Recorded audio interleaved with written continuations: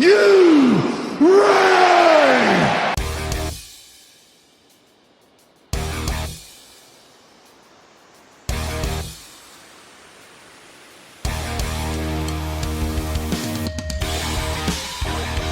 This is the D-Generation cliX podcast with your hosts, Who is Ravage? Ryan Ruckman, Ravage! Hand me that bottle cap. Miles Kane, Hand me that paper clip. Grab that twine. Gun wrapper. Daniel Schwab, We are best friends, Asgard to Mouth, and Pete. 'cause I'm just me.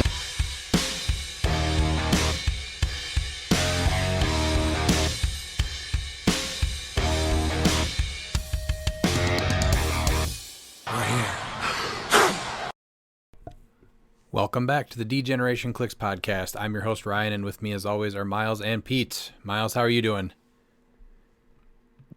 Doing pretty good. I got a sickness going through the house, so so far I've been good at dodging most of it. So So you're See where good I'm at next because week. your family is sick and not you.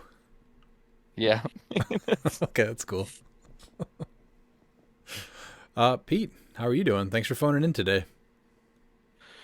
Yeah, we're visiting my wife's family in, a small town in Kansas, and it's always challenging to come here. It's not quite what I'm used to as far as restaurants or anything else, but it's a good week of family during the holidays. So my wife and my son are real happy, and I'm doing my best to keep my holiday cheer at an all-time high. How's it working? Like I said, I'm doing my best. Happy holidays. Keep it up. And joining us this episode is Aaron Morgan to talk a little bit about Silver and the upcoming King of New Orleans event in January. Aaron, how are you doing? I'm also on the dying. But I'm here. I'm going to have some fun with you guys and talk about these events and then answer some questions. Great. This weekend, I did not have to leave the house once, and this time of year, that is the absolute best kind of weekend to have. They happen very rarely, so it was great. Sounds amazing. Yeah. Don't get to do that very often. I'm It was the a kind of... little annoyed. What's go up? ahead. Oh, no, go ahead. I'm a little annoyed. Every weekend this month, I've been dressing up as Jack Frost for work. And I was really excited to do Santa tomorrow. I'm not gonna lie. I've built a lot of good connections with the families that come into the store a lot. So it was just wait, it's gonna happen. Now I can't go to work because I'm sick. I'm annoyed. Well, that's rough. I Yeah. had the kind of weekend where my back hurt because I laid on the couch for too long.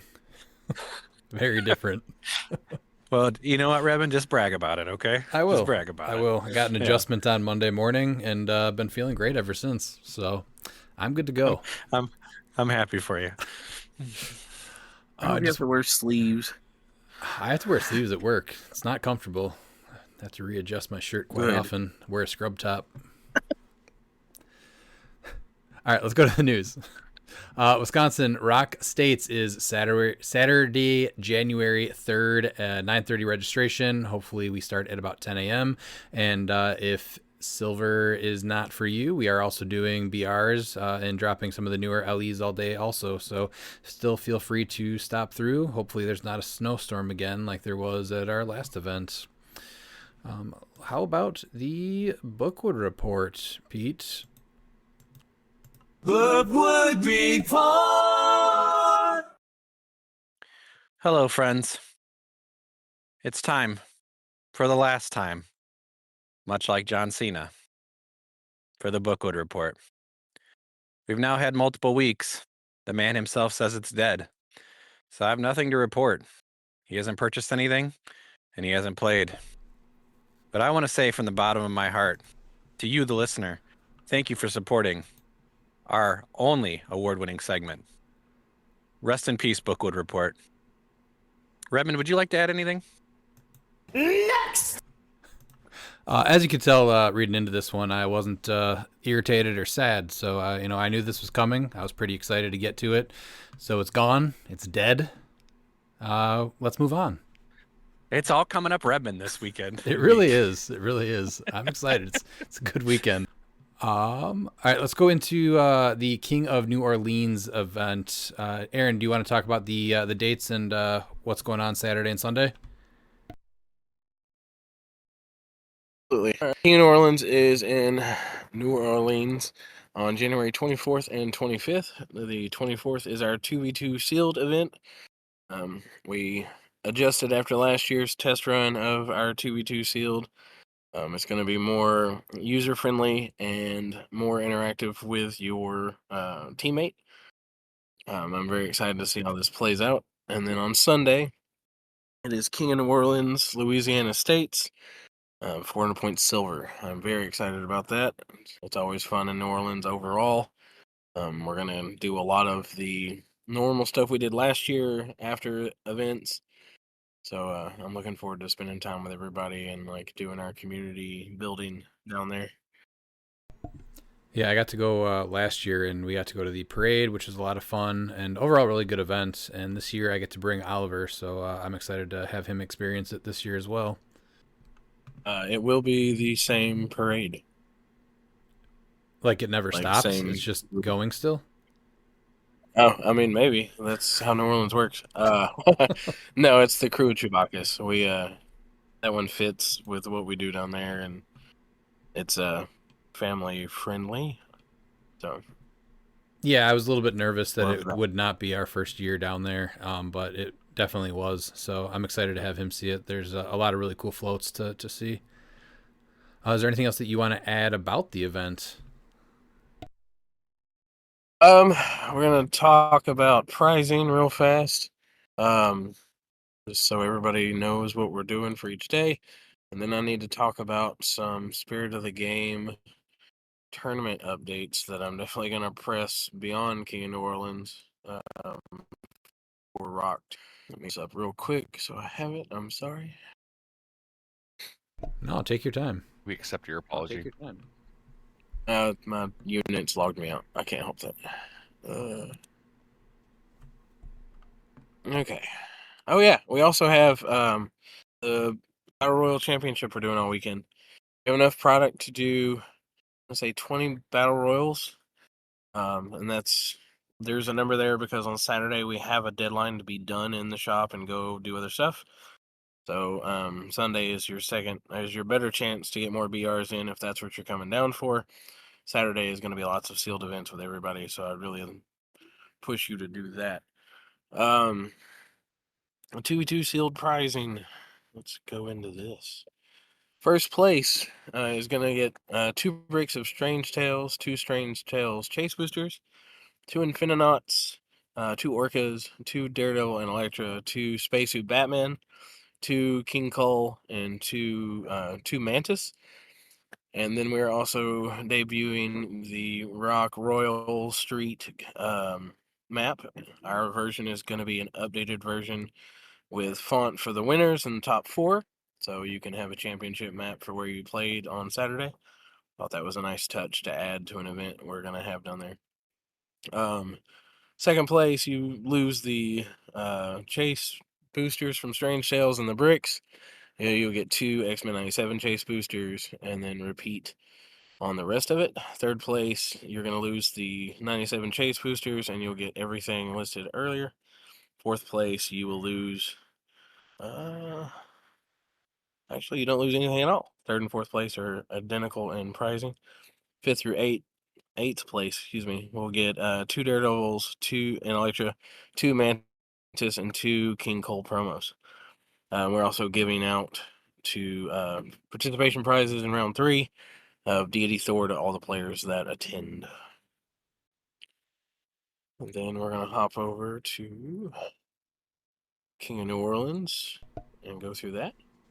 So real quick first before place is before you move go on ahead. to that one, did you say for the 2v2 is it going to be just a standard sealed with each player getting 2 boosters, supercharged sealed, or what sets or anything? it's going to be 2 boosters per person on the team, so you get 4 boosters. We're not doing supercharged sealed. We can only get so much product, so we're going to do traditional 2 booster pulls for each player. Build, it'll be 200 points each as far as that goes. The unique and prime rules from the actual rulebook will be in play, so if Ryan and me are playing together, Ryan plays a Blade Prime and I happen to pull Blade Prime too, I cannot play that figure. Same goes for the unique figures. You will treat your team as one force, so all of those normal game rules are in effect for both players.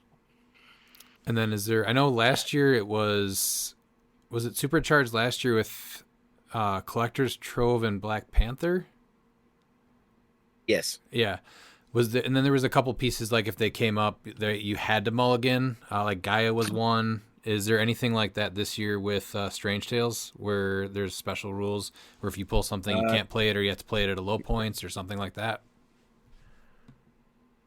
From what I've seen, I don't think anything in this set is like Destroyer Prime or Thanos. I think we'll be okay. Even like 200 point Dormammu doesn't really have any stop clicks, and if you can crack him, he goes down pretty hard. So I think we're going to be a lot better off this go round as far as that goes. Okay, cool.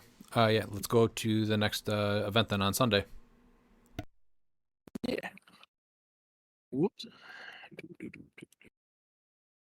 All right. King New Orleans States. Prizing for first will be a Strange Shell booster brick. The new deluxe King of New Orleans Craftwork Forge case. I'm very excited we got to show that off today finally. Strange Tales Chase Booster, and the X-Men 97 Chase Booster, Infinaut, Arctic Suit Batman, Orca, King Cole, Deadpool at Home, and the States map, the crazy Scott Crampton map. I can't even say that name right now. We go to second place. You'll get the X-Men 97 Chase Boosters, a Spider-Verse Chase Booster, Infinaut, Arctic Suit Batman, Orca, King Cole, and Deadpool at Home in the map. And then top 3 and 4 will get the Arctic Suit Batman, Orca, and the map. Top 8 get King Cole and Deadpool at Home. We have top 16 points for the ROC Cup. I am doing Fellowship for this one. I'll be taking votes throughout the event.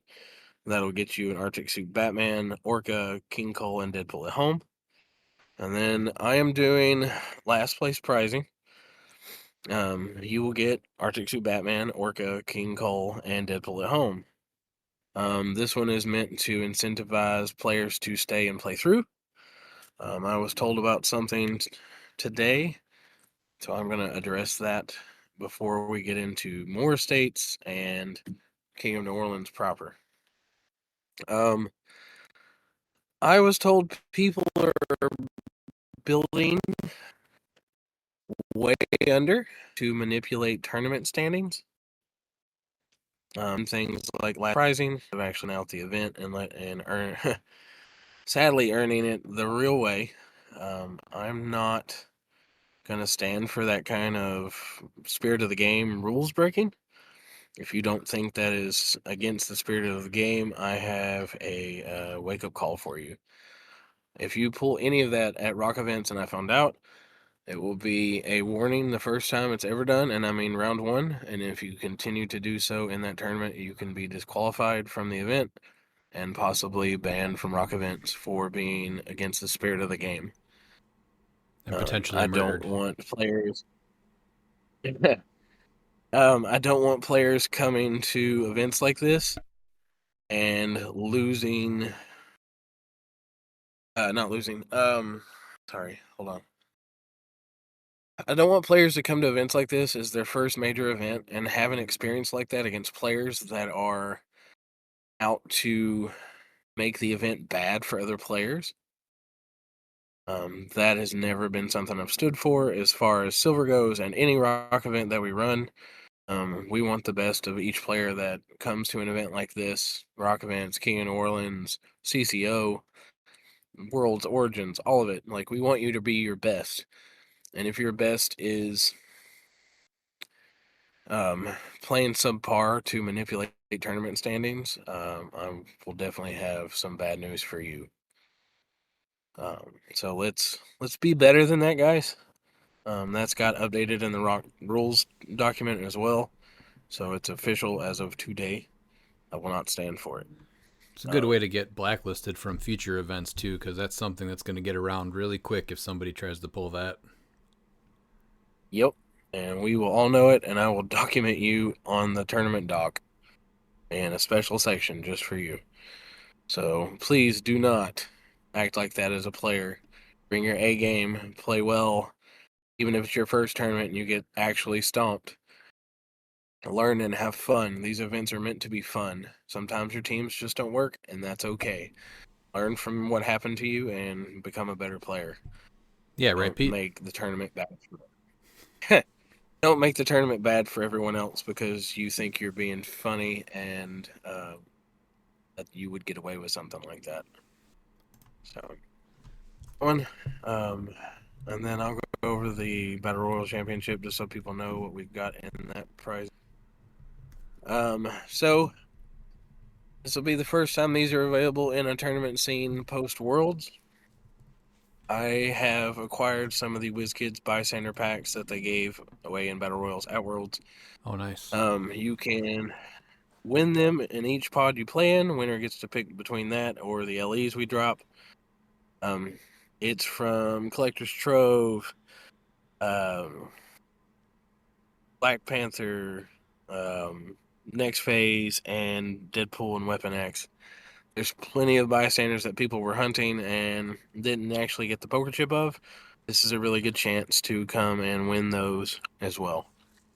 So definitely have great pricing for the Battle Royals. On top of the bystander packs, we're doing Mantis, Deadpool and Elektra, Spacesuit Batmans.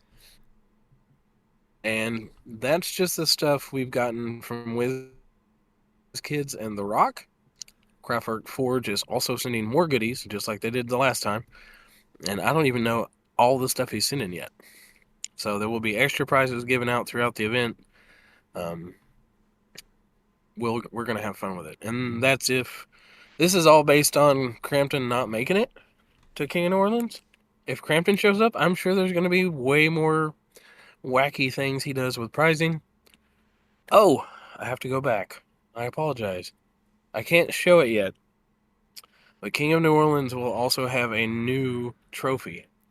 It's in the process of getting printed off and painted. As soon as I actually have that available to show off, I will on the pages. I think it's going to get everybody riled up and even more excited for the event. Yeah, I think everyone likes the trophies. Very cool thing to have. Yes.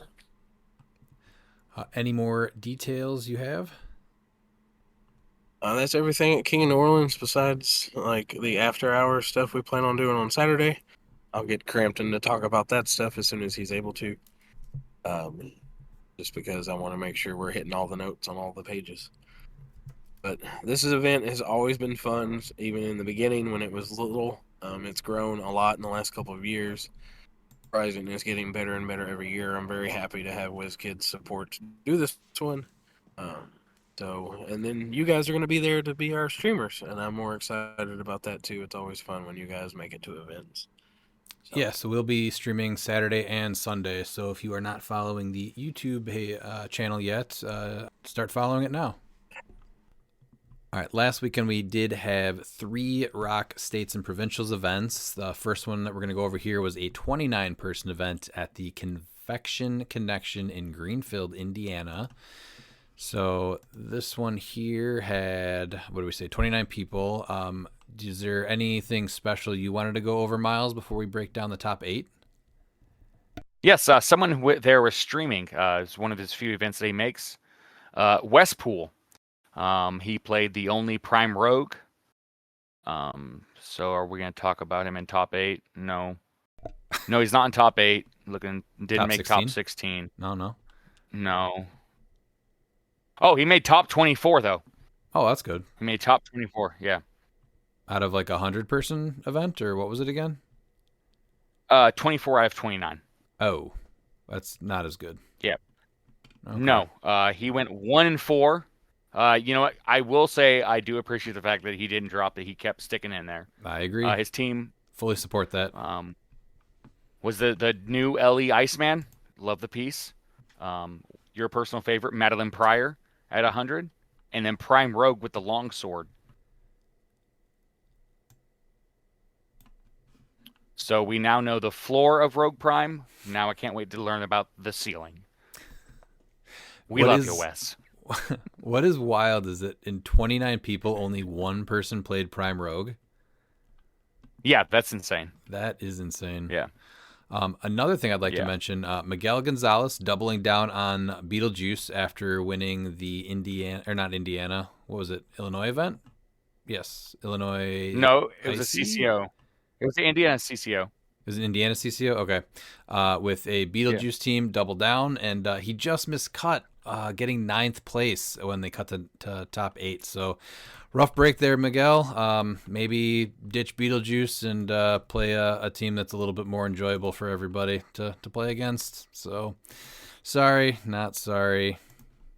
Going to top 8, though, we have Alex Esquivel with a Spirit of Vengeance Red Hulk squad team. This was Spirit of Vengeance Red Hulk with the +1 longsword, Prime Cable with the universal weapon, Zala Jarrell with Godkiller sword, Perdegaton with the Sinestro core ring, Copycat, and a Fenix Pog. Sign line was Abscissa, Beholder, Beetlejuice, Hal Jordan, Thanos, and Ultimate Hulk. So I think this is the first time we're seeing Zala and Spirit of Vengeance together. Or probably, does he share a keyword with Cable? No.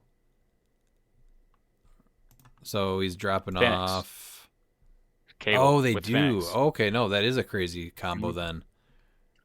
Yeah, and this is the same person. It's the Hal Jordan as the pilot. I really like. I think that's a really, unique take on bringing out a pilot that not really anyone else is bringing out. I love to see that. Yeah, okay. Yeah, I like the spin on this. I do see some new stuff being played as Spirit of Vengeance, which is neat because I was not a fan of the Spirit of Vengeance Colossus teams that were kind of running everything. So I think when Spirit of Vengeance isn't being completely manipulated to just drop everybody out and is played like an actual piece, it's actually really cool. Yeah, because he doesn't have any one shots to be dealing damage, and he doesn't have any terrain markers to. Yeah, he was just playing Really it straight dealing up, damage. which is Yeah. awesome. Yeah, so respect for this team for sure. Do you want to go over the 7th place team here, Miles? Yep, and in 7th place we have the professional HeroClix player, as people call him. My personal favorite professional HeroClix player, Alec Muser, with Jon Stewart outfit. I wonder what Jon Stewart's wearing, because we're about to find out. So we have Jon Stewart Prime with Avatar of Animal Man, and his outfit consists of Umbrax with the Avatar of Phoenix, Sister Cersei, the 400 Spider-Man Miles with Mjolnir, the Legacy Colossal Sinestro, and Perdegaton with the Sinestro core ring. And the sideline consisted of Fortify, Resolve the Green, Web Swinging, Animal Man, of course, Ares, and Phoenix Force. With So the you phone booth in were- the air and turned over. Yep. Miles, were talking about his group was his outfit. I actually thought you were talking about what he was wearing. So I thought you were going to say the skin of Animal Man, but Well, that's what it is. Yeah, his outfit. That's what I'm talking about. Is what he's wearing. He's wearing Umbrax, Sister Cersei. Yeah. he's just wearing all of them. Yeah. Okay. Yeah, and so when all the colors mixed together, I mean, when you look at it, will equal the purple with some and then mostly black. So it makes sense. Yeah, I was talking about his outfit. Okay. Yes. Yeah, Alec brings some really cool teams and makes them work. So he went 3-3, but he did make top 8 with this one. And again, we're seeing Sister Cersei, which I think is an awesome legacy that I would like to continue to see more of. We've seen how good that Spider-Man with Mjolnir is. And then, where are you guys with the Colossal Sinestro? Do you think he's worth the 25 points? Because I've seen him, I think, be worth his point value for sure. I think so, because people see him as such a huge threat, especially with Big Match John over here being 100 points. Like, you either have to kill Sinestro or you're going to be having -2 to your attack when you're attacking them. Not many pieces are above that. So you have what? Prime Rogue and Spirit of Vengeance. And then the Thor. Pilots.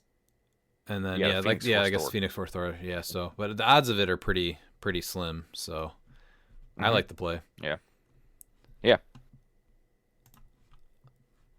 Pete, do you want to go over the next one? Josiah Garvizu, Sinestro squad, 4-2, 865 points. He made it top 6. He played Prime Sinestro with the Sinestro Core Ring, Juggernaut with the Crimson Gen, John Constantine with the Avatar of Animal Man, that Legacy Colossal Sinestro we just talked about, Copycat, and the Lucas PJ and Scott Pog.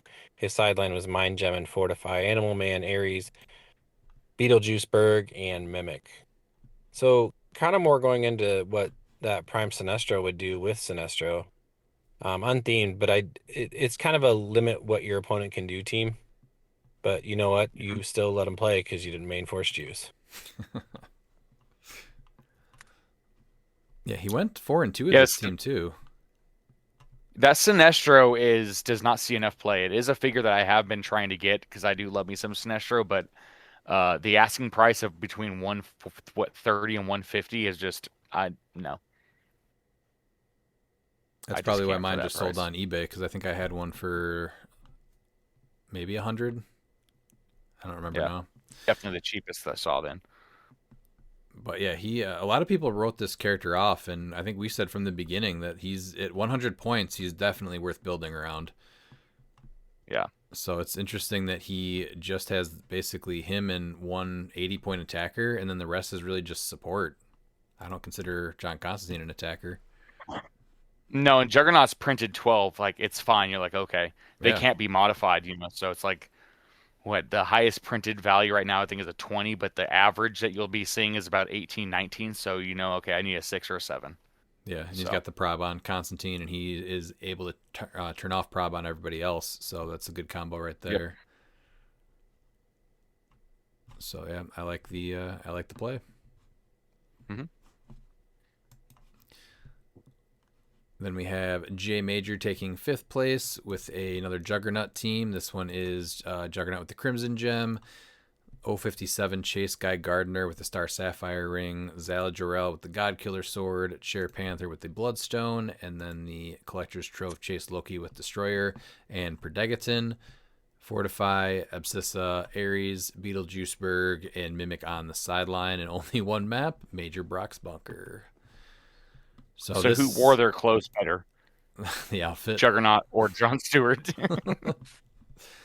So this seems a lot more just in your face. So you have Juggernaut just tearing you up, Guy Gardner coming up making 2 swords, and then Zala Jarrell can drop off Guy Gardner. So yeah, this is like a in your face team doing damage right away. What did he go? 4-2. He had 1,430 points. He also has the Loki engine. So. Yes, for Beetlejuice, which is frowned upon. Yes.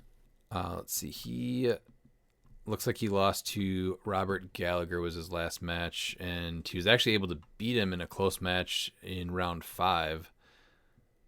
So where did Robert finish? I'm guessing his other loss too was against Jon Stewart outfit. So I guess we figured out that Jon Stewart has a superior outfit than Juggernaut. Yep. If I had to Jon pick Stewart one, I would choose to put on Juggernaut's outfit over Jon Stewart's, but that's just me. Well, I get it, but Jon Stewart beat him, so that means that his fashion sense was better. All right, do you want to go over the 4th place team? Yeah, and in 4th place we have Robert Gallagher, member of the famous Gallaghers. I wonder if he brought his sledgehammer and decided to destroy some watermelons. Probably not related. Mystical Mob. He is. It's Gallagher. That's what he is. And then he has Hidari Yao with the Universal Weapon at full. Collector Trove Doom with Avatar of Animal Man. Tim Hunter with the Ring of TK. Baby Owlbear with the Bloodstone. 2 Copycats and Phoenix Pog. The sideline being the Evil Entwinement, Occult Retribution, Soul Siphon, Abscissa, Animal Man, Ares, Beetlejuiceburg, Jersey Devil, and Reverse Flash. Oh, Dr. Doom's giving him the 3 extra one-shots. Yeah. Man, I like this team. That's 2 great attackers in Doom and Yao. You got, what, 5 people without deity? 6? 1? Well, he's making the Doom bots. Yeah. So you're keeping her at her damage. Her 2 damage. This is and I love Tim Everyone- Hunter, so this is very cool. Doom doesn't even have deity. So yeah, 1, 2, 3, 4, 5, 6. Mm-hmm. And whatever he's making, yeah. Abscissa might come out. Yep. And Jersey Devil could come out. Doom, so yeah, there's Doom potential carrying around that reverse Tim flash. Hunter's. That's nice. Yeah. This is the first, I think, all-range team that we've seen in a long time, right? We've seen a couple of mixtures, but this is the most range we've seen. So making top 4 with a range-heavy team. What about number 3, Pete? Patrick Frazier, he played Animal Man Army. He went 6-1 with 1840. He had a round 7 loss. So Pat playing his piece. Prime Abomination with Avatar of Animal Man. The Spot with the God Killer Sword. Manifold Legacy with Ring of TK. Chair Panther with the +1 Longsword per Degaton. 2 Copycats and a Lucas, PJ, and Scott. Then you get Fortify, Halt Mutant, and Web Swinging. So first time we've seen Halt Mutant, really, right? Yes. And is that legal for the event? Yeah. Yeah, came out in early November or mid-November. That was okay. What did he take off then from when he came to our event and played? Just another one-shot, probably? Because that's all... It had to have been. Yeah, because it looks really similar. Yeah, I don't know if he had Sinestro Core Ring on per Degaton. Was he playing the PJ? No, he still had the PJ Scott Lucas. I was thinking maybe he had the one shot where you're able to attack after, but I don't think. Oh, the teamwork he card? did. No. Yeah. And he had a perfect day up until top 4 as well because his team just completely folded, unfortunately, against Beetlejuiceburg. Yeah, I thought he was going to take it, actually. He had a killer day leading up to that. All right, here we go. It was Soul Siphon was on his sideline, and yeah, Predegaton still had the Sinestro Core Ring. So the only change he made was Soul Siphon, instead of Soul Siphon, it was Halt Mutant. Yeah. Yeah, but he's been killing it with the Abomination team. So far, quite a few different variations. We've only really seen Juggernaut, right, on 2 teams so far? Yeah. Lots of copycats, but I mean, what are you going to do? Yeah. As far as like your main piece that you're building around, we've seen a lot of variation at least. All right, who's next there, Miles? All right, and next we have former USC quarterback, first overall draft pick by the Arizona Cardinals, Matthew Liner, playing Beetlejuiceburg Brigade. Yeah, it is. Yeah, Matt Liner, quarterback USC. Okay. But here he clearly decided to be the Matt Liner from the Cardinals because he decided to go with main force Beetlejuiceburg with Animal Man, Blue Lantern Hal Jordan with Destroyer Armor, Pegasus Cap with the Long Sword, Spider-Man with Mjolnir from the 400 set, Predegaton and Copycat with the sideline being Fortify, Halt Mutant, Heimdall Sight, Animal Man, Ares, and Reverse Flash.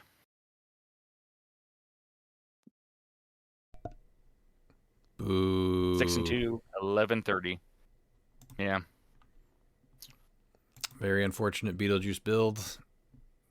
Very unfortunate we saw it hit the top again, going to second place. It's I guess at least Beetlejuice didn't win, but at the same time, he did ruin the time of probably 8 different people. Actually, Beetlejuice did win. If you watched the game, I did not.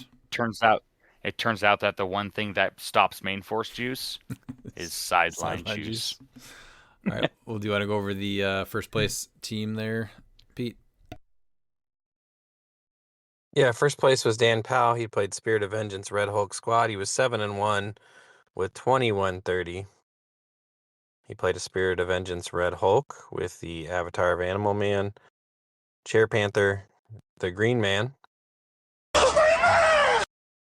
with the Green Lantern ring, Loki with the Destroyer armor. So he's got himself a battery there. Looks like Collector's Trove Scarlet Witch with the Ring of TK, Perdegaton, the Phoenix, 2 bats, and his sideline was Diabolic Bargain, Occult Retribution, Soul Siphon, Animal Man, Beetlejuice Berg, Gaia, Hulk, Thanos, and Ultimate Hulk. So I think really we've just seen a decent amount of Spirit of Vengeance teams, but they're at least variations of them. And This seems like the classic Juggernaut. kind of damage and crap out pilots, right?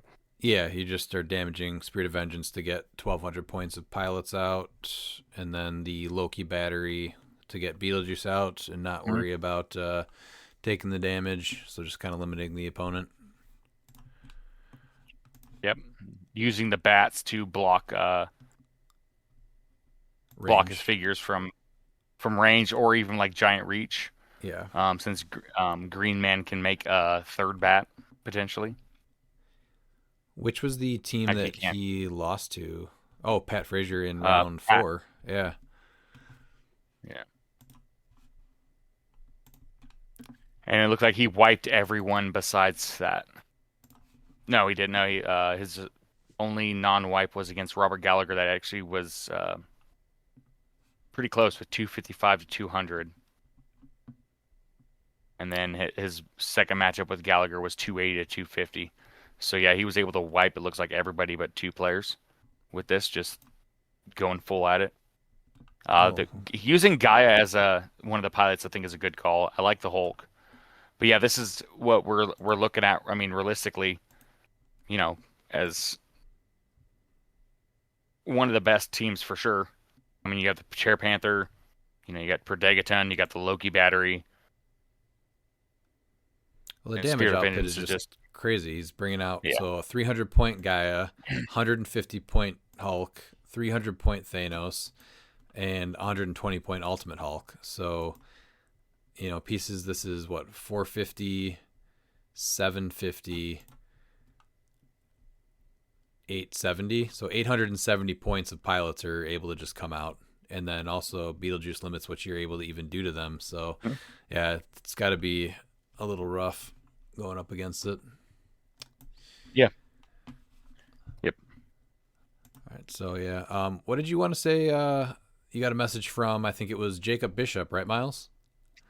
Yes, he won a few of the CCOs with Spirit of Vengeance.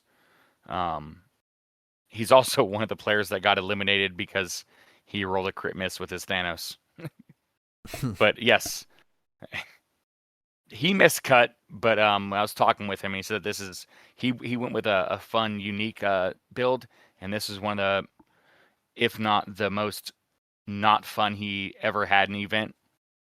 So his matchups were pretty rough. Which place did he get? He ended up 27th, went 2-2. He dropped.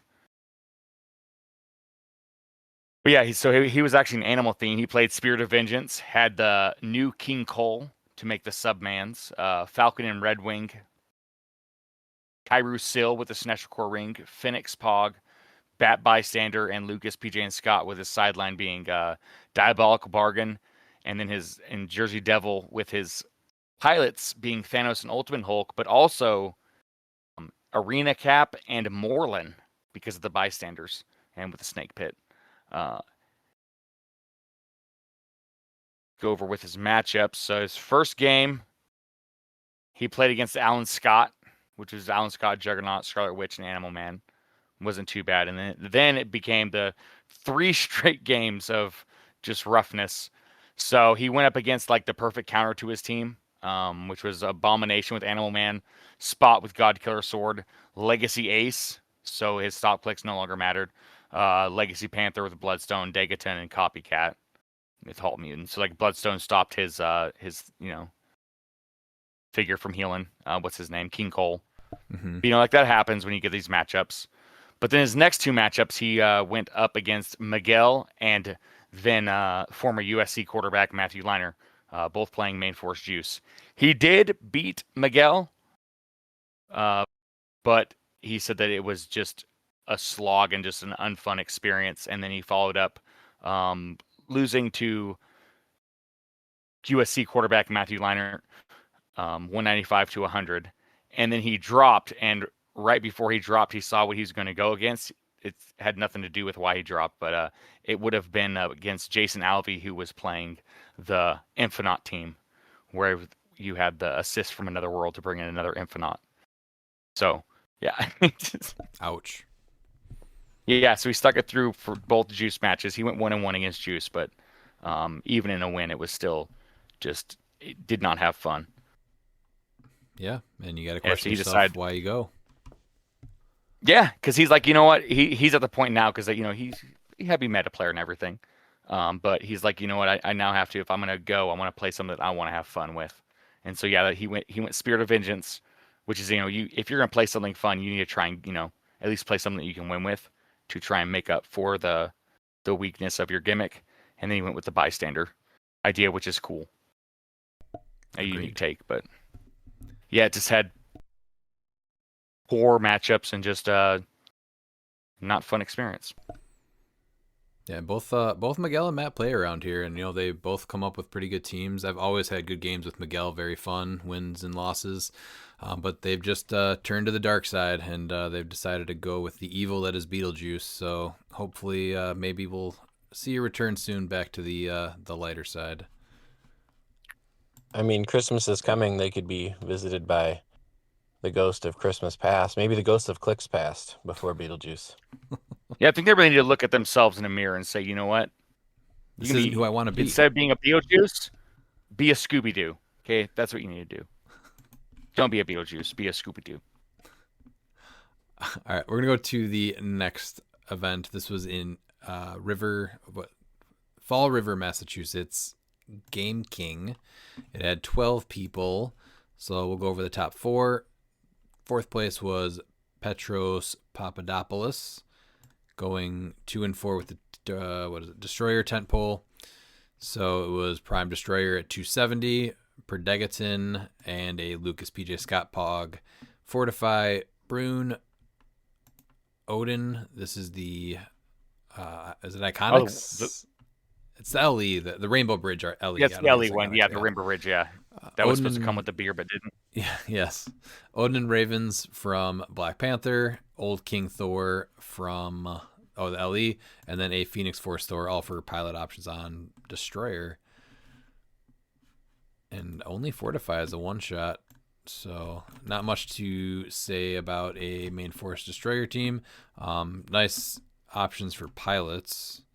What one do you think he was going into most? Phoenix Force Thor is probably one of the top ones, right? Well, depending on the powers, yeah. I mean, that's a nasty. Being able to running shot pulse wave is free is insane. So you can go and do your hypersonic speed and attack, and then running shot pulse wave for free afterwards. Right.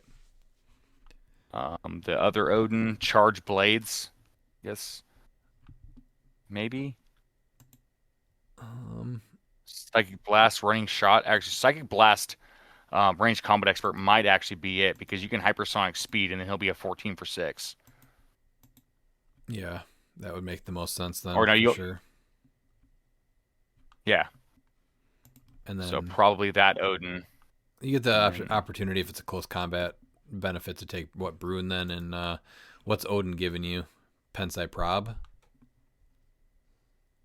Yeah, that's what it's looking like. Yeah.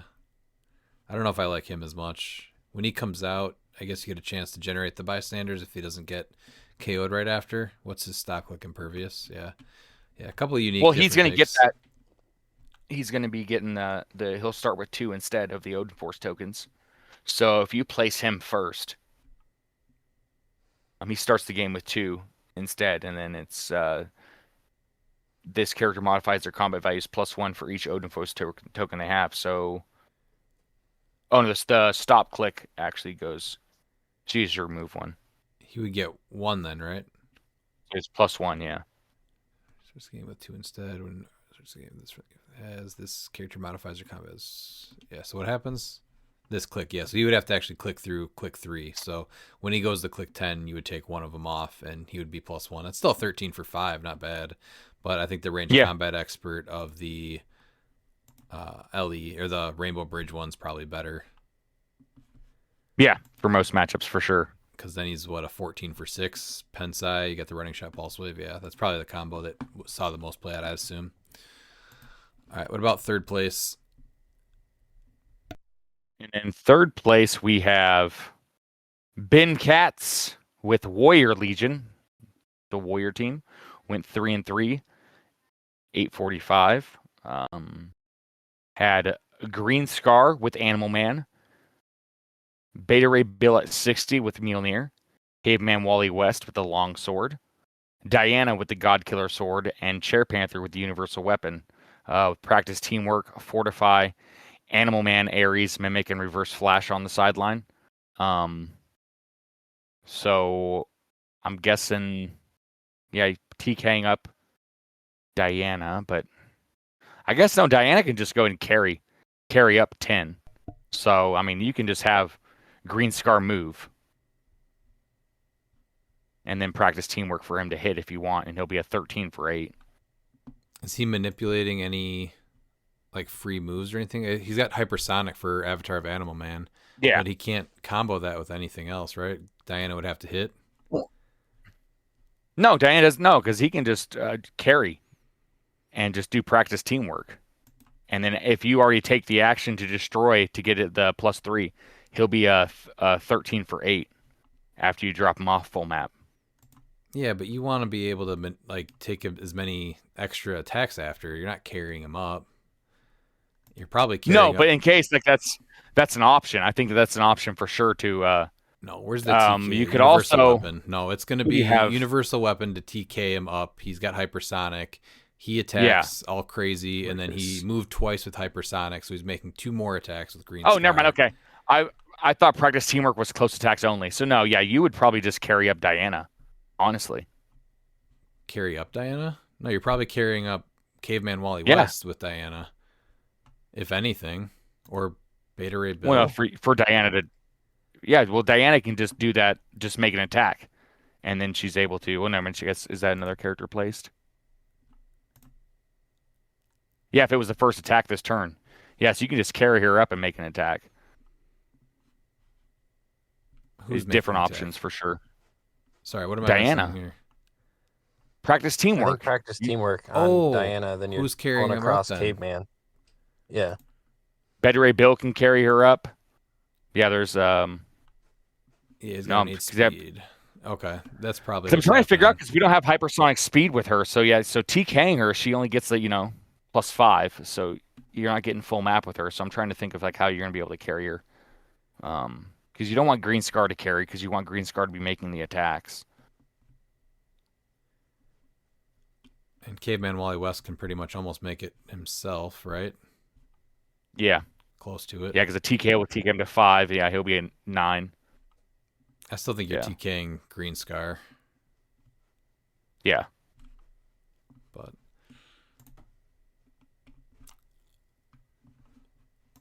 I think Green Scar is going to take an uptick here after people see how much damage he can do. Well, no, they've seen it, but the problem is against Juice, he's just nothing. Yeah, he gets shut down. That's the main issue with him. But yeah. Which again, you get a piece like this that can see some play and just takes one piece to shut it down, and then it's just Beta Ray Bill, Caveman Wally West, Diana, and Black Panther, and that just doesn't do enough. All right, Pete, what about second place? Second place is Konstantin Savitsky with Captain America Crew, 5-2, 1475. He played Arena Cap with Mjolnir for free, Emma Frost from X-Men 97 42A with the Blue Lantern ring. Zala Jor-El with the Godkiller sword. Peg Cap with the Destroyer armor. Chair Panther with the Ring of TK. Per Degaton the Phoenix. A bat. His sideline was Fortify. Halt Mutant. Abscissa Ares. The Prime Emma Frost and Mimic. So I like to see Emma make the main board. Yeah. Especially with the Blue Lantern ring. That's a really good play with Arena Cap. So we're thinking offensive here, right? Oh, absolutely. Oh, yeah, Zala. Has to be. Yeah. And then, Yeah, that's an aggressive team. I mean, his points bear out 1475. Right. I just realized, too, this is the first time we're even saying Kilseum Cap's name. So I don't even know if he was played in the other event much. Didn't make top 8 if he was. But being able to take Emma, I think Emma kind of is getting lost in the primes in X-Men 97 because of Rogue and Cable. But yeah, she's really good, and getting the Blue Lantern ring on her is awesome. What keyword is it? Ruler they share? No. Phoenix. Oh, that's right. Second time I forgot about that thing. Which means Zala can carry anyone up she wants and make the attack with 2, but it's obviously Captain America. Or no, it's probably Pegasus Cap, right? No? Yes, so I mean Zala is going to be going ahead and just hitting for 5 just right off the bat because of Emma. Yeah. And she's going to have a 12 attack right there because of the blue ring on Emma. Dealing 5 damage, yeah, and not having to worry about super senses. That's awesome. Yeah. Or shape change or mastermind. Oh, that's right. Yeah, she doesn't care. She's hitting you. And she's got the... And then Pegasus Cap will ignore defense, hitting for 5 because +1 from Zala and then +1 from Emma. Yeah, Emma. I like this team a lot, actually. Yep. And we're not even talking about Kilseum Captain America yet. No, yeah. So, yeah, this team has tons of options. So, I'm not surprised it made the finals at all. So and we've seen Constantine play some interesting builds and win. And he's also... So, Kilseum Cap with Emma is a 14-4-6. Perfect. Perfect. Yeah, I like this build a lot. Yeah, good combo. I like seeing Emma. Good use of her. Yep. All right. Then we have in first place winning the event was Ant W with Rogue roster. So see, guys, Matt and Miguel. Ant is a habitual Beetlejuice abuser, and he decided to ditch it and play something else. So we went. I guess we found the ceiling to West Pool's floor. There you go. So Prime Rogue with the +1 longsword. Yeah. Animal Man on the main force. Chase Jubilee, which criminally underplayed. Chair Panther with the Ring of TK. The Colossal Sinestro 25. Perdegaton and the Phoenix Pog. Fortify, Halt Mutant, Abscissa, Ares, Beetlejuiceberg, and Mimic on the sideline. Says he has 290, so I'm wondering where the other 10 points. There's no one that has Animal Man assigned to him, so I'm guessing Jubilee gets Animal Man for Invincible, maybe? Because Animal Man wouldn't have paid for it then. And I doubt he's giving it to Sinestro, right? That would make sense. I choose to believe it's on the Phoenix Pog. I think so too. Yeah. Just giving it hypersonic. Like yeah. Close Perfect. combat expert, maybe. Phoenix attacks you 11 for 3. I like it. I like seeing Jubilee, though, get some play. So. Yeah, she's great. And absolutely is. And so how many people were this one? 12 people. And was he the only rogue? Yeah. That's wild. I expected to see way more of her. So. She's still not cheap. No, she's I not. do want to shout out one person that just missed top 4. He went undefeated into Swiss, and that is Luke Scheffenacker playing Hadar Yao. So he lost in top 8, but he went undefeated in Swiss with Hadar Yao. Now, Miles, did you want to shout out John Hafford over there? Oh, yes, and then also we had John Hafford, who decided to not only ruin his opponent's time, but obviously his time, because he went 1-3 with Mr. Beetlejuiceberg. He did hand people tokens, but I'm glad that he was willing to ruin his time by ruining his Animation. opponent's time and going 1 and 3. Yeah, it's nice. Nice combo. All right, last we have a 7-person event in Jalisco, Mexico. So it's just run over. Looks like they did 3 rounds, cut to top here. So Top we can 2. still. Let's take a look at 4th real quick. So, Lady of the Forest with Avatar of Animal Man, Caveman Wally West, Zala Jarrell with the God Killer Sword, Harley Quinn, Captain America from the Kooky Quartet, Scarlet Witch from the Kooky Quartet, and Perdegaton. Sideline was Heroes of the Past, Rise of the Black, Animal Man, Ares, Beetlejuiceberg, and Mimic. So this was Ma BP going 2-1. That's the first time we've seen Lady of the Forests. I want to pass say, theme. yeah. Yeah. Complete pass theme. Yeah, that's very cool. That's the main attacker. She attacks from the back, right? Through So no hindering terrain, team or up no? card. Interesting. On who? Oh, Captain. Yeah.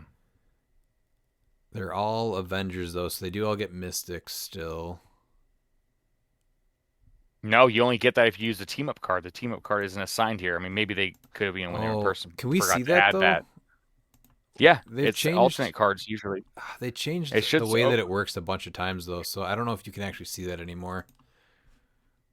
Oh, okay. It's Only changed if you're like building the team. I think only if you're building it. It's changed like 3 times in the last couple months. Yeah, So you might not be able to see it. that's what I'm guessing is that. Yeah, so And it'd be an comes with Avengers the- theme. Yeah, and it comes with the set, so there's no reason to not Mhm. just have it. Yeah, So yeah, everyone yeah, get it has to be. Mystics, Harley Quinn, yeah. And Lady of the Forest, she's attacking through the plant markers, right? Yeah. Yeah. Yeah. All right. What about the 3rd place team, Miles? And in 3rd place, we have Jose Arnulfo Lorera Flores with Absorbing Man Army going 2-1 as well. Just missing cut. But so he had the common chase Absorbing Man with the Free Destroyer, Masters of Time Supergirl with the Bag of Holding, Primus with the Dream Ruby. Primus? Love Primus. Guy Gardner with the Longsword Prime, Perdegaton, and the 10 Bystander. I love me some 10 Bystander. His sideline was Fortify, and he had regular Absorbing Man. Was this Titanium Absorbing Man and Diamond Absorbing Man? Surprised no Gamma. Ares and Mimic as well. Yeah, no Gamma surprises me, but I forgot that Absorbing Man, the chase has the Asgardian keyword because he's what, the Uru metal? Yeah. So he's at 21 defense. He's a little slow. He's got some TK with Perdegaton, but he's hitting, I guess, just 12 for 3, though, so that probably hurts. Does he have any Empower on the team? No, but he also has some good survivability because he takes a max of 1 damage from characters that are equipped or have deity or mystical. Yeah. So there is that. I guess he has enhancement, but no, he doesn't have range. Primus gets Empower. it. Yeah. I guess you can really just tie somebody up with him, right? As and then Supergirl. Oh, actually, that's a good combo right there. He takes 1 damage, and then Supergirl heals him once per turn too. Yeah. So that's kind of neat. And then Primus takes damage. He gets Empower, but realistically, he's probably tying people up with Absorbing Man. You can kind of ping him, and then you got Outwit only with 10. So then Guy Gardner's just doing work with the longsword. He's 12 for 4 at least. And then and also, I mean, just dropping off constructs. the Destroyer armor is amazing. What do you mean? The Absorb. If you swap. Who's he If you doing swap. that with, though? That's dangerous to... It is, but there's gonna be times where you're gonna want to bring in the regular Absorbing Man to heal 3. That's true. It's And then kind just of power scary action to for sure, equip. but- I mean, you got a power action to equip right after, so you're not going to be... I guess you're a giant, so odds are you're able to take those tokens off, but you're not going to want to be tokened out when you swap. You're going to want to you want to be able to equip it. Otherwise, they're destroying that armor right away. A little risky, but I like what he's going for. It's neat. Yeah, and then if he gets hit by somebody, then he can just bring back the Urub. Then try and heal too. You know, if you're able to heal 3. Because I mean, it's pretty big going from click 4 to click 1. Even if you are on that, because that Absorbing Man still has, like, you know, a reducer.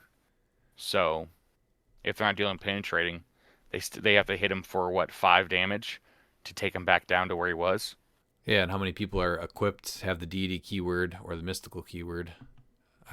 Yeah. I like it. Yeah. He's a 21. He gets, the first time he is hit, he also gets to just heal with Supergirl, so I think it's cool. Yeah. It's a good survivability. All right, Pete, what about the second place team? Gato Court, Wakanda Crew, 2-2, 740.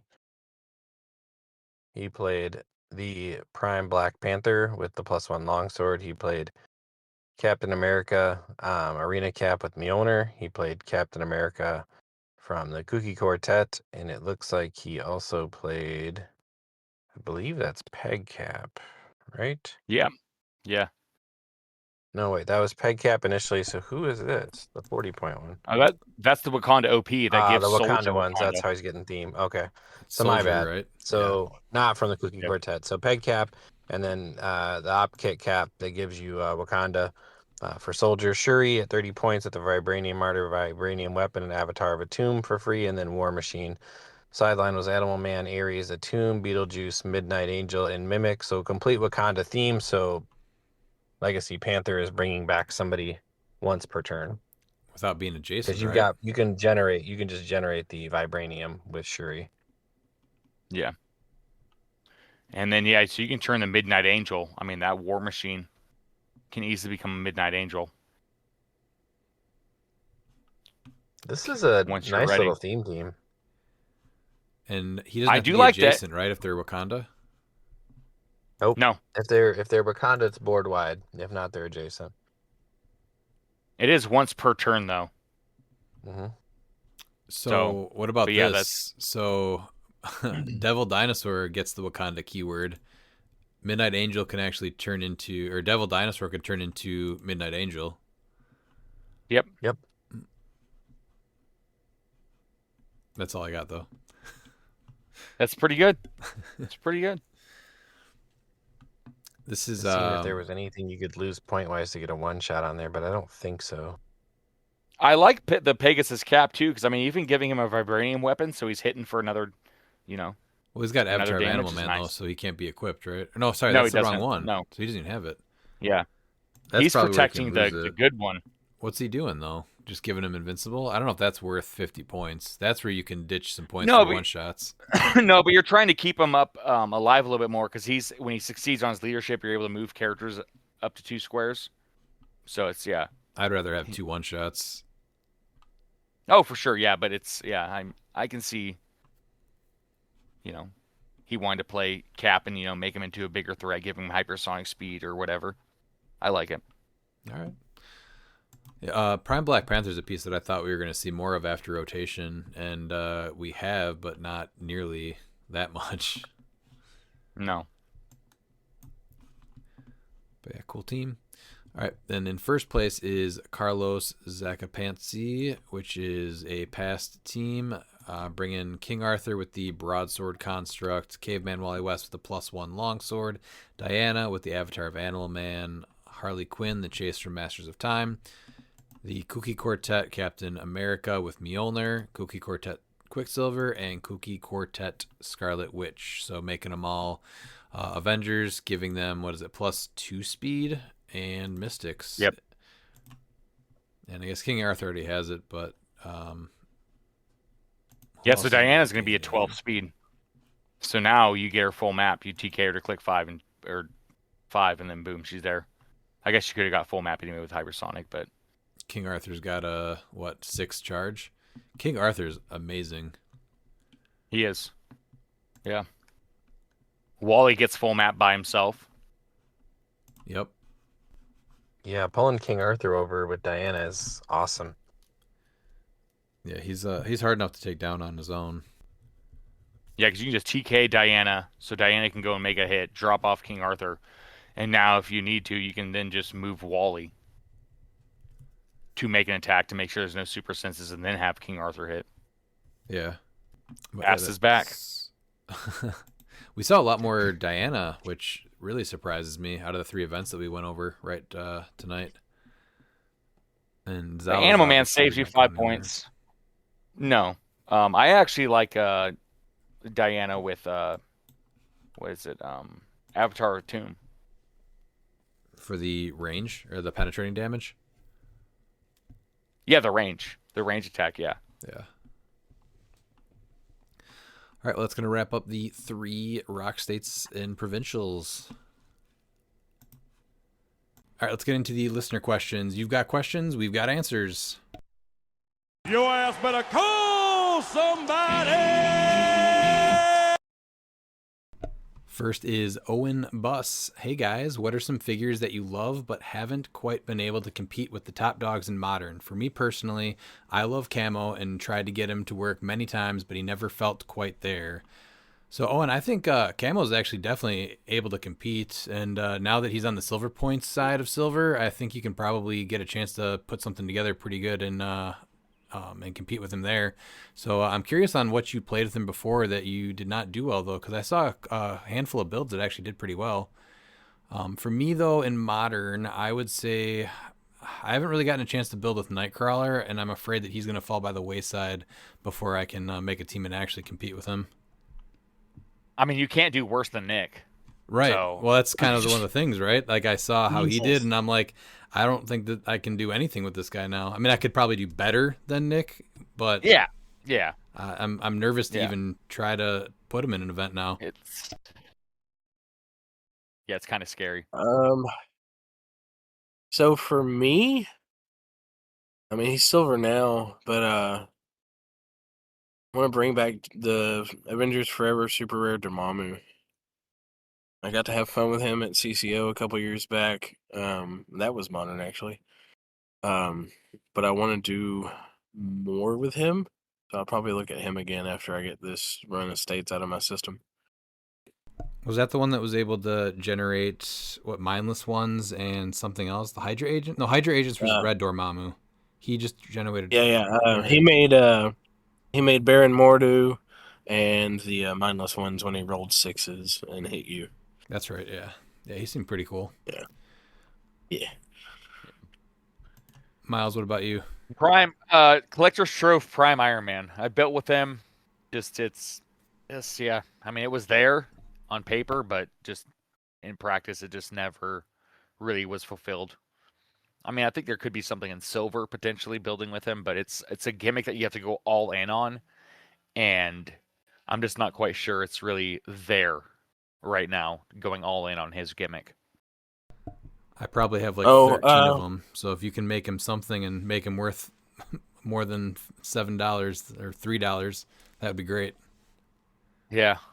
Well, he has the free actions of once per game. You have to turn them to cliX. That's where it becomes hard. Yes. Yeah. What are you saying, Aaron? Yeah, sorry, I silvered that question really hard. He is talking about Modern.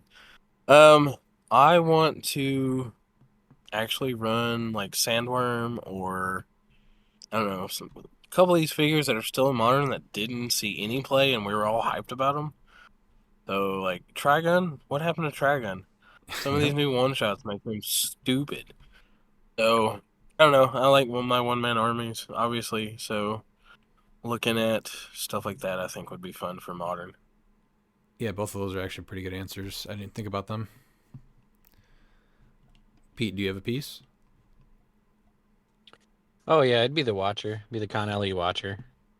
I've just never been able to quite pull it off. He's been close. So he's super close, and with the available equipment, you should feel like that should be a thing. But I think now maybe with some of the new one shots, it might be worth another look at him. But he's just a super Animal fun Man. piece. Animal Man. That's Yeah, Animal Man on him probably. Yes, played that in that, yeah, because give him the hypersonic speed with 10 speed, and I mean it's half range still, but that's fine. It's a 14 square reach. Because like that was the one thing that hurt is that he didn't have running shot. Well, there we go. We're already cooking with gas. Did he rotate out or no? Steve Watu. Nope, he's still out. Yeah. No, He's still this should be his last year. Okay. Yeah. Now we have Pete's build to work on. Let's go. Then we have Brandon Michael Bruner. Question for Aaron. I know this might be a niche thing, but can the foot ninjas and foot soldiers from the TMNT sets be errated to be included in the various ruling for generics for silver? They technically don't have any real names and therefore technically can't be played in multiples at the moment. So isn't there like a pretty broken infinite attack combo with them where it's like you keep missing until you hit or you get bonus attacks because something was KO'd?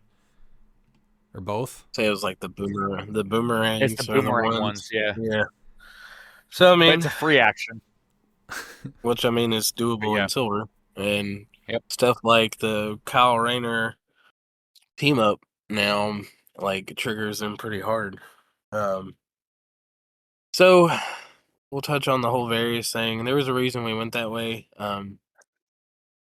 One, for simplicity. Two, some of the other real name like non or not available or none actually had some really rough things that you could play multiples of if we didn't catch it. So I'm sorry they're not in the list, but erratas aren't very easy for me to pull off, or we would have some fixes for things in silver already, honestly. So I try every time we get new things into silver or silver pure, I would say, because I feel like everything should actually get a chance before they're banned. I know a lot of people don't believe that, but I do try to get things fixed before they end up on the bench or the ban list, because there is mechanics or combos that are very bad. So we're getting there. Maybe they'll start letting me do erratas again. Who knows? General Ross. Look at General Ross too, to bring in multiples of them. I mean, yeah, that's a thing. I just Look at Miles being helpful in silver. yeah. We have Jeff Dumas. My friend is considering using juice on the main force. How do I properly scold him and make sure he never lives it down? Jeff, friends don't let friends juice. You also might want to consider just a new friend. Yep. So, Jeff, this you need to break it down to them. Okay, so HeroClix is a lot like peanut butter and jelly sandwiches. Okay, and you think you're like, oh no, you can't mess up a peanut butter and jelly sandwich, but you can. All right, so you're gonna have you have the three different kinds of players. You're gonna have the people that are trying to team build, and so what they're gonna be using is they're actually gonna be making their sandwiches themselves because they put a lot of time and effort into these builds. To just get the bread, get whatever peanut butter they like, be it chunky, creamy, jelly, jam, whatever they want. The second kind of players is you're gonna have the Uncrustables. Like they just don't have the time. Maybe they're not great at team building, and so they're just going to grab a peanut butter and jelly sandwich to go. But the general consensus is that there's one kind of peanut butter and jelly that just is frowned upon by the peanut butter and jelly community, and that's goober. Okay, you don't use goober to make your peanut butter and jelly sandwiches, just like you don't play juice when you play your HeroClix. He is the goober, and that's facts. Oh my god, the hate for goober. And things on the Miles bingo card I wasn't ready for. Wait, whoa. Are you going to try and defend goober? All right, no. No. First No, off, no. The quality is trash. Isn't that the gross one that's like mixed with the peanut butter and jelly already? Yeah, it's like slots. Yeah. Yes. No, I'm not defending it. I just think it's funny that it ended up on the Miles random shit bingo card. Oh, I'm not surprised. No. The Miles bingo card should all be free the wrong way? spaces. Yeah, that's it. Yeah. Yeah. Just write in. It's like, what do you think Miles will say? And a good chance I'll probably say it. Yeah, it sounds like your friend doesn't really want any friends anyway, so it might be best to just cut ties with him at this point and just let him loose. Give your friend a bottle of goober. Yes. And then just walk away. Well deserved. That's all the message you need to send. Yeah, just say, let them play it. I'm like, oh, do you want me to bring peanut butter and jelly sandwiches? And so you make everybody like extravagant peanut butter and jelly sandwiches, and then you just give him the jar of goober. Just chuck it at his head. I hope it's glass. Yeah, that's it. Yeah, because a goober for a goober. That's what I say. It's wild. A head injury for somebody playing Beetlejuice that probably has a head injury. All right, let's go to Peter Marshfield. What up, you chum? I come bringing tales of Summerween. Oh, wait, wrong holiday. I mean, I come bringing tidings of Fight Night. No, still not right. Ah, yes, Merry Grotmas. No, Happy Clixmas, you filthy degenerates. I know you didn't miss me, aside from the obvious Beetlejuice get these hands. What is something you each have on your Clix wish list for 2026? Mine really doesn't change. I just every year trying to travel to as many locations as I can to play, and if we're able to stream, that's great. That's always my top goal, though, is to hit more venues and locations every year, and then just obviously keep continuing to work on the podcast and the YouTube channel. Does that sound lame? No, that sounds like that sounds pretty well eloquated. Okay. Mine is not, unfortunately. What I would like is to see a return to form, where it's we're gonna make HeroClix fun again. I want that. But yeah, I'm right now. I'm just focused on silver, trying to get the monthlies figured out, and hopefully consistently ran out here somewhere. Yeah, and then trying to help build our brand. Plan on talking about comics that will be coming out within the next month, before February, unless I want Redman to play me, and so I'm debating that. It's still on the table. Oh, we could. Yeah. I can talk about it. So, for me, continuing to build silver and get more players involved. I like that WizKids is doing Silver Age sales with our Wonder Woman's 80th bricks and other things that are getting older product into new players' hands. Because now we have a format for them to use it in. It's not just buying old stuff and second marketing things. Beyond that, I want to get Silver Pulp out in more stores. We have baseline for that. So if you're interested, reach out to me or Miles. We can get you that list so you can start trying it out at your local venue. I know a lot of people have been asking about Silver Pulp, and I think we're really close to being right on the money with it.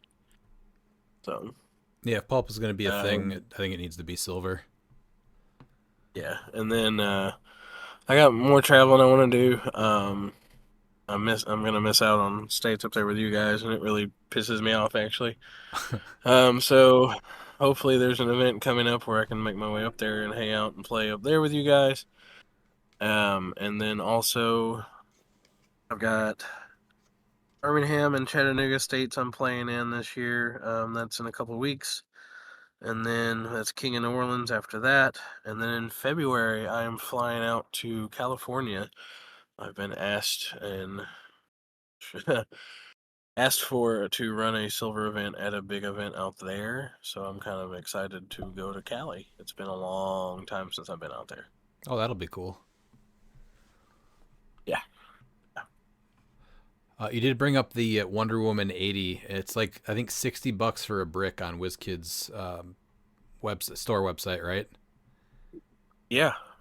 If anybody does purchase that, I need a empty booster box in good condition. If you can supply that, let me know. Thanks. Pete, what is something you have on your Clix wish list for 2026? Well, I am hoping to continue to travel to new venues and new events, and so that's what's on the travel calendar for Clix this year. I hope that we have a return in Modern to what I would determine a more fun and balanced game state, and we'll see how that goes. I'm excited to see the continued expansion and ascension of Silver, which is, in my estimation, the superior HeroClix format. But overall, just hope everybody remembers that it's a hobby and everybody should enjoy their time with it and enjoy their experiences with it more than anything. All right. Sorry. And then his other question is, since we're talking Silver Age, I'm more interested in what you dudes think. Since I've been out of touch with 99.9% of cliques, I'm going to keep it simple. I've got 2 builds, 1 silver and 1 modern, and before you say anything, I know how to make it public. Yes, both are viewable, Peter, so we're in the right direction. So even though you have temporarily retired and gone to Warhammer, you did learn and remember how to make your builds public, which is great. Thank you. All right, so first is the silver build. This is Stark Industries Squad. It has Arachnite at 100 points with the Power Gem, Prime Spider-Man from SMBA with the Blood Axe, Tony Stark, the Chase from Smash and Destroy, Sakarian Iron Man with the Avatar of Animal Man, Mr. Oz from Rebirth, and the War Machine from Black Panther, 031A. This is the one that can perplex and prob, I think, from across the map. Yeah. So I like this one a lot. He messaged me this one. I think this one's really cool. I've got some takes on it. Oh. Yeah. So drop the Blood Axe on Spider-Man Prime. Nope, you're wrong. Break out. Nope. You put the Enchanted Crowbar on. Not the Enchanted Crowbar. The Crowbar. Turns impervious and invincible into invulnerability, and you can just start clapping people faster. No, it's better than that. Hold on. Does it have Battle Fury? Does it have Steel Energy? Hold on. It doesn't. I pulled up on another thing. I don't care. You're still gonna deal more damage. Not if they hit their shape change. And then he's gonna burn out because he's taking damage. You're assuming he's going to make his attacks. I'm assuming that he's at least showing up, so we're starting with there. Peter's back to clicks. Yeah. Hold on. There we go. All right. Crowbar. Yeah, Enchanted Crowbar.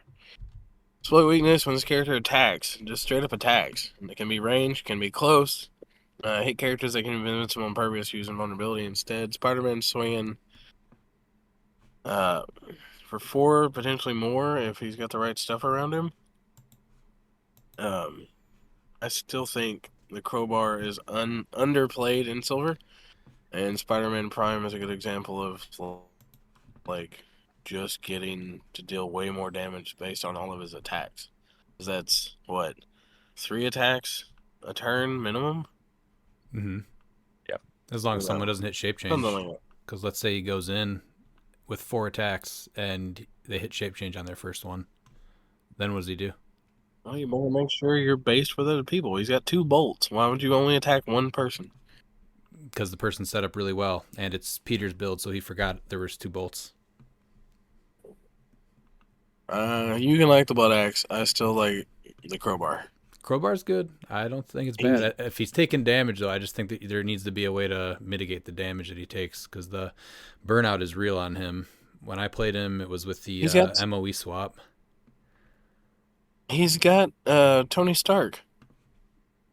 So he's already reducing extra damage every time anyway. Even if he doesn't have any reducer, he still reduces by 1.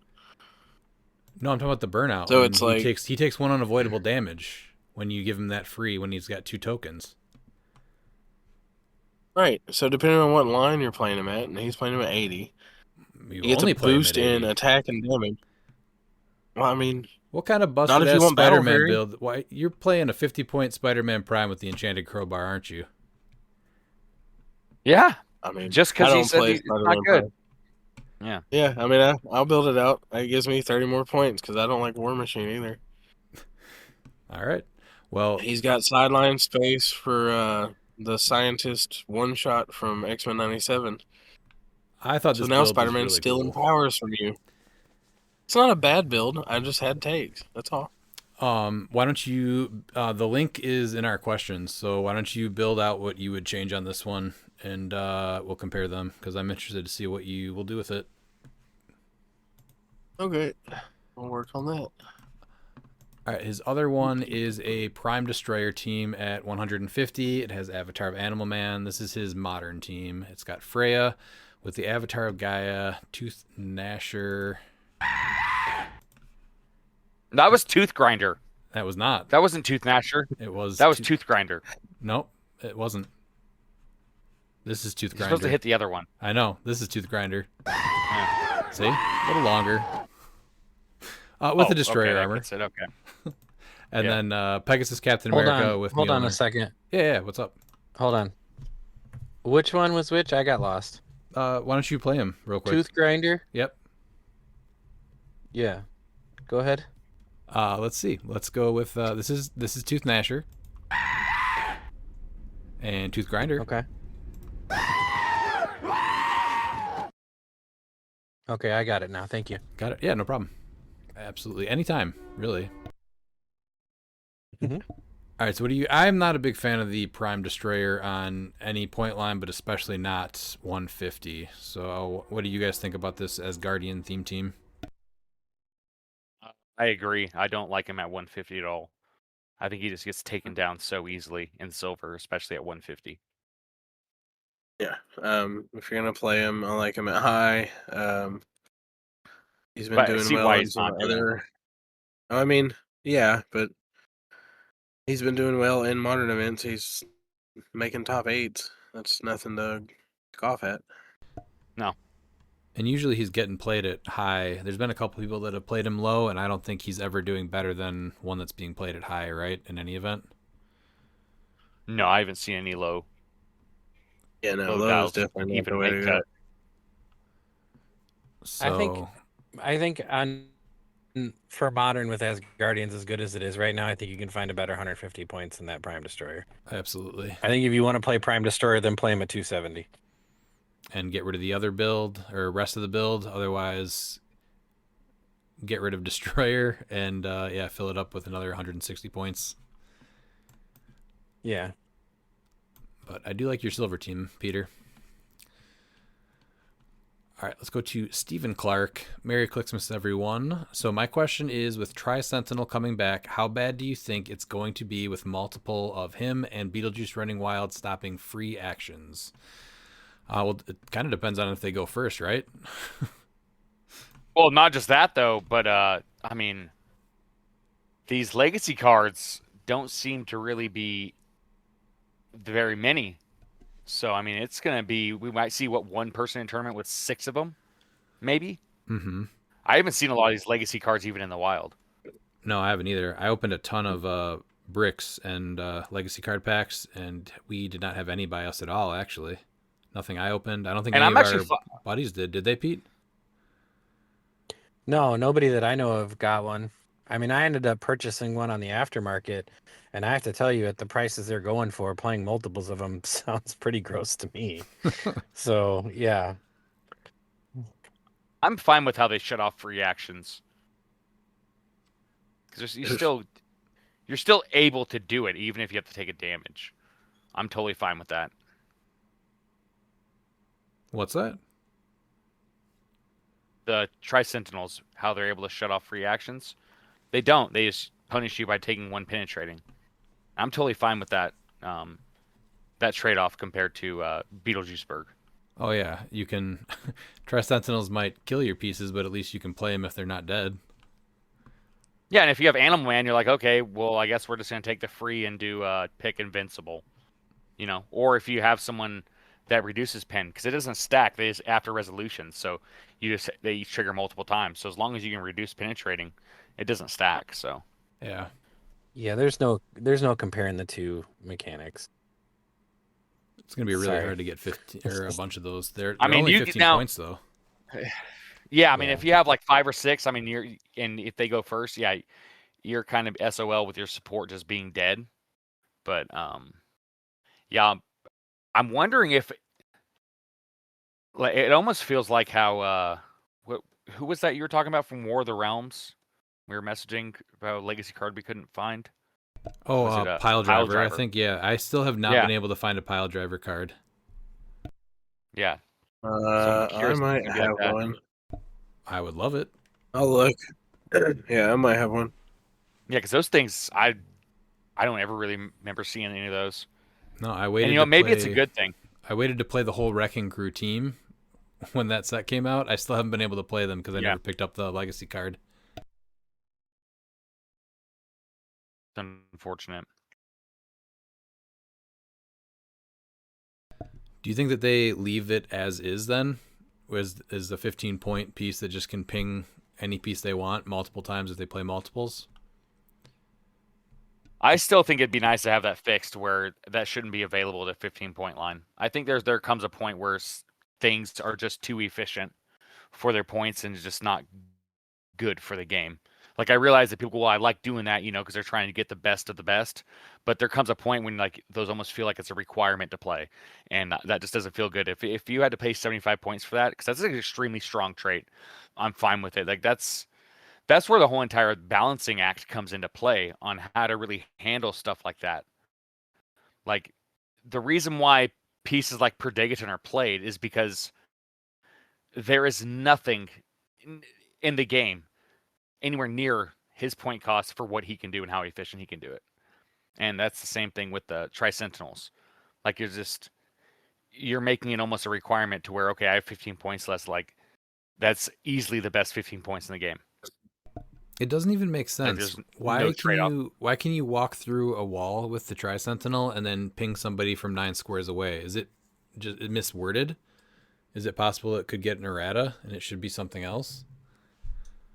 Well, he's sort of like Cyclops, except he doesn't have a visor. And so what you do is you just have a blind Tri-Sentinel breaking through a wall and opening his eyes. So he walks through a brick wall and then pings somebody. Yes, from I don't know. 9. I don't know. It doesn't even make sense. That's the original it one. Doesn't, no. It was they had to be adjacent to it, right? I think so. I'm almost positive. Adjacent to the wall. Yeah, so why within all of a range sudden, is just insane. For 15 points now, they're half the cost, and they can ping somebody from 9 squares away just because they sidestep through a piece of blocking terrain? That doesn't even make sense. I don't know. I think that's got to be on the short fanboy list dial. of potential issues. No, it literally looks like a fanboy dial from like HC units where you have people just making these fan dials. It just like you're like, yeah, that's never going to get made, and you're like, well, it got made.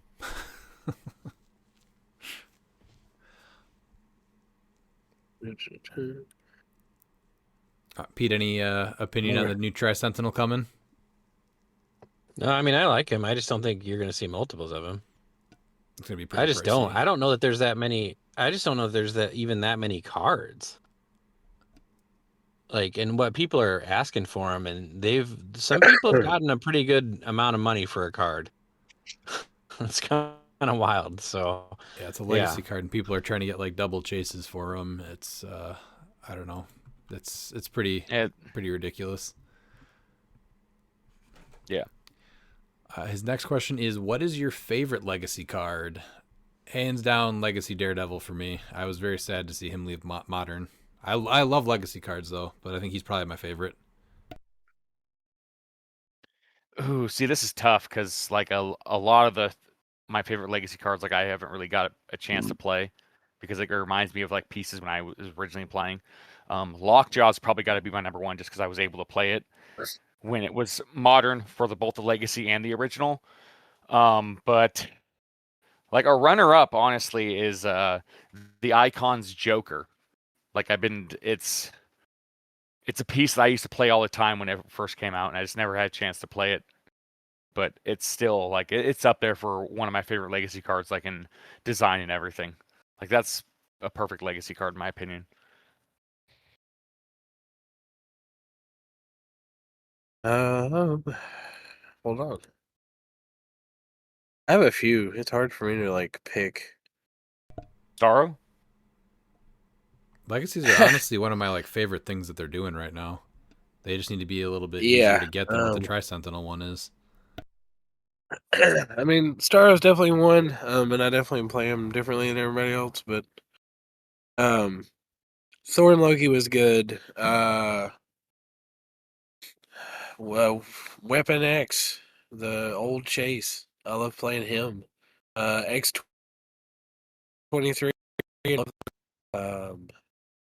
I don't hate Surtur. Both versions of him are good. Carnage, Colossal Carnage. There are some fun ones out there. That Legacies do more for collections for older players than I think they ever thought they would. So I'm excited to see more of them happen.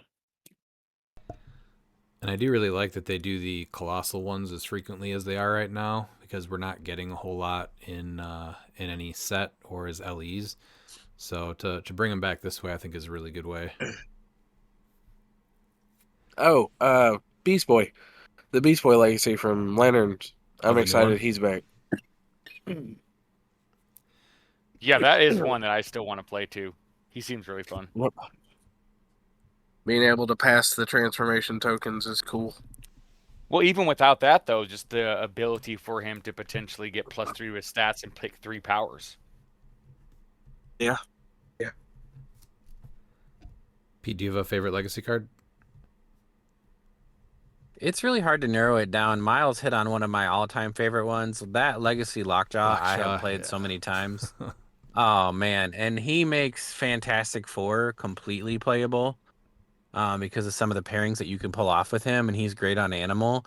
I like all the retail ones that are Legacy. I wish we saw more of those. I think Legacy cards are honestly probably one of my favorite things in HeroClix. I look forward to sets to see what's coming out in Legacies. I think their perfect distribution of it was honestly Lantern Legacy. I thought that was perfect. Oh, getting That's them in the exactly how packs? you should do it. Oh, Put it in the that packs was hands down. because it adds value to a pack. Even when you get the old common, uncommon, rare pack, you're like, oh, what did I get in the Legacy? But I think to answer the question very simply, my favorite one, Cosmo. I love Cosmo. Yeah, Cosmo. He is so good. The power action to take away something, the outwit, and still having TK. That dog has gotten a lot of play by me, and he's still amazing. So I love that Cosmo piece. It's a harder choice, but I was goofing around giving him the Destroyer armor. That chance Oh. to get tokens off every turn and making him harder to hit is so much fun. Were you still carrying them up at all, or what were you doing? That build I use Oz or other TKers to get him into place. Oh, okay. I mean, it's a change in how he functions, but it's still doable. I just like that. Yeah, So. Pete made that one of my automatic kill on sight pieces. It's so frustrating. All right, then we have Konstantin Savitsky. In your opinion, is Silver wide open, or do you think there are figures or teams that you should plan to be able to deal with? Well, compared to Modern, Silver is just gaping. Yeah. Silver. I mean, look at the first Silver event of the. I guess technically, it happened the same weekend at Worlds, but you had Radioactive Man from Cav right win an event with Josiah X. Right. And I realized that it was just there in Washington, but if you can't look at that team and understand why it won, you have to really look at that team again. That team is insanely thought out and just efficient. And I would think that has a chance against any team that was played at Worlds. Right. Yeah, Silver is super open. Worked really hard to make sure it's not a solved format. That was a big thing for me. Like, you can plan to fight lots of stuff. There's always going to be something that'll surprise you. Like, well, I wasn't ready for that ever. So, I like that breath of fresh air the format has. Yeah, that was one of the coolest things about championship. Kind of really solidified it. Those two teams in the finals I would have never guessed. Yeah, I would have never guessed. That was one of the coolest things about build Worlds. And the Magneto. Walking around like all the tables and just seeing all the different builds that were brought. It was real cool. Yeah, for sure. Pete, what did you end up playing at Worlds for Silver? I played Sword, like That's an right. actual Sword theme team. Yeah. Yeah, and Silver's not a solved format. There are pieces that are more effective. Like Sakarian Iron Man is amazing. He's going to always be amazing for 50 points. You can put Animal Man on him. You can put a cloak on him. It doesn't matter. He's great, right? So there's things like that. But no, it's not a solved format. When you can have something like a Radioactive Man team do as well as it did out on the West Coast and have the two very different teams that ended up in the Intercontinental Championship at Worlds, like there were repeat teams at Worlds because people just went for the good stuff, but they weren't outperforming other teams that were completely not on anybody's radar. So no, I don't think it's a solve format. I think Aaron's done a phenomenal job to make sure it's not. And I don't know how you could even have it be a solve format, because every time you have a set rotate or a new set drop, it changes silver, right? Modern's only what it is. Which So is why you just have to Right. survive that year of modern if you don't like it. Which is why that 200-point floor, I think, is something that needs to definitely stick around, because it adds something cool when things rotate and move over, you know? And even with Worlds, I thought that was great, but we've even seen a handful of updates to Silver that made it even better since Worlds. So I'm excited to play in this next events. But yeah, you definitely need to have an idea on what a couple pieces that you're probably going to see, like just what they do. Like Pete mentioned, Sakari and Iron Man. Sky Tyrant, you definitely need to know how he works. You know, a simple pulse wave. He could have 20 resurrection tokens. You pulse wave and kill him, he still dies. So, you know, you still need to know how to take care of some of these pieces. The Exoswords, Prize, APOC, and Genesis, Carnage, Silver Surfer. I think those are some of the big things on, you know, you just need to know what they do and how to defend against some of them. But there's definitely not like a set team or anything that you need to be able to beat. I don't think, at least. It's just well-rounded. Just build a well-rounded team. That's what you got to do, and you can The probably compete with Iconics almost Magneto anything. is something that you have to like have an answer to. Yeah, the Iconics Magneto Yeah, is you have definitely a to piece know it. though, because Yeah. it can really mess up your tempo because you get -1 to your combat values, and so that's something you want to take out. And then there's also another Iconics that I can't believe no one's played it yet. And I know Aaron's on his train is the Iconics Loki. Oh, him with the Yeah, I still wire. need to bust him out. Yeah, Yep. yeah. So Miles, So yeah, you that's something that you're mentioned gonna have to deal with. Magneto though. What would you recommend as far as just knowing how to deal with them? Just knowing that you're going to have to deal with them, a modifier or what, or an actual strategy that you would have? Oh yeah, that's why. Well, that's Guardians. Like I think Guardians is almost like not required in silver, but I think if you like if you notice, like I'll see a lot of teams that are being played in silver and everything, and all these big things. The Guardians TA is going to be your friend. There's a 10-point group pog that just gives everyone adjacent in it. You can have wild card to copy it because like, you know we have what's it called the arena cap. You know that's going to be able to. You'll probably see some more of play from him. That just modifies your attack and damage if you're from range. So it's just something you got to be careful of. Magneto as a whole is what compared even to like Arena Cap, he's the one that just is map wide where each action you take, each costed action, you get -1. So it's like Guardians is something I think that you should try and see if there's a way to bring it on your team, be it with the group pog or not. If you have Black Shirt Porter, hopefully they have a Guardians team, and then copy them. But yeah, it's just you just have to be more efficient with your turns at that point, because I mean, by the time you get to your fourth action, you're -3 to all your combat values, which includes range. That's huge. Yeah, that's rough. Then he All right. has. Before we go any further, All right. finish the Spider-Man Prime build. Okay. Well, let's hear it. All right. Spider-Man Prime with a crowbar. Ran him at 80. Leonardo da Venom with the Dream Ruby. So now I can bring in Spider Family and Stark on this build, and I curb your Outwit and Perplex is a maximum range of 4 now. When he makes an attack roll of doubles and hits, choose one. The attack is a critical hit, or after resolutions, unequip all equipment equipped to a hit character. So he's at low dial on this build, so that's charged blades, and Dream Ruby is gonna make you hate trying to attack him. Got Tony Stark with Captain Carter's shield to bust out the 19 defend to everybody. Mr. Oz and the Legacy Leader card with the Diamonic and the Liar Ring. So you gotta get close to use any of your support powers. Sicarian's on there with Animal Man, excuse me. You gotta get close to try to nerf any of my abilities, and you getting that close is a really big problem for you. Sideline is Sinister Science, one shot. unstoppable for maps that have blocking terrain, so Spider-Man can go wherever he wants to.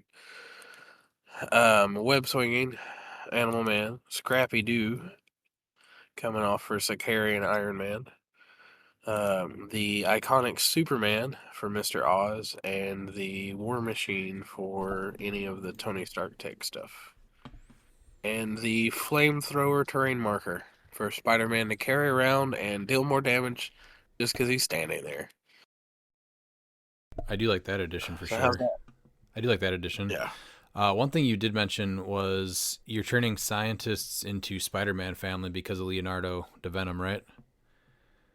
Yeah. So I could technically be Spider-Man family, Stark Industry, or scientist. Well, now you need Madam Web, though. This build.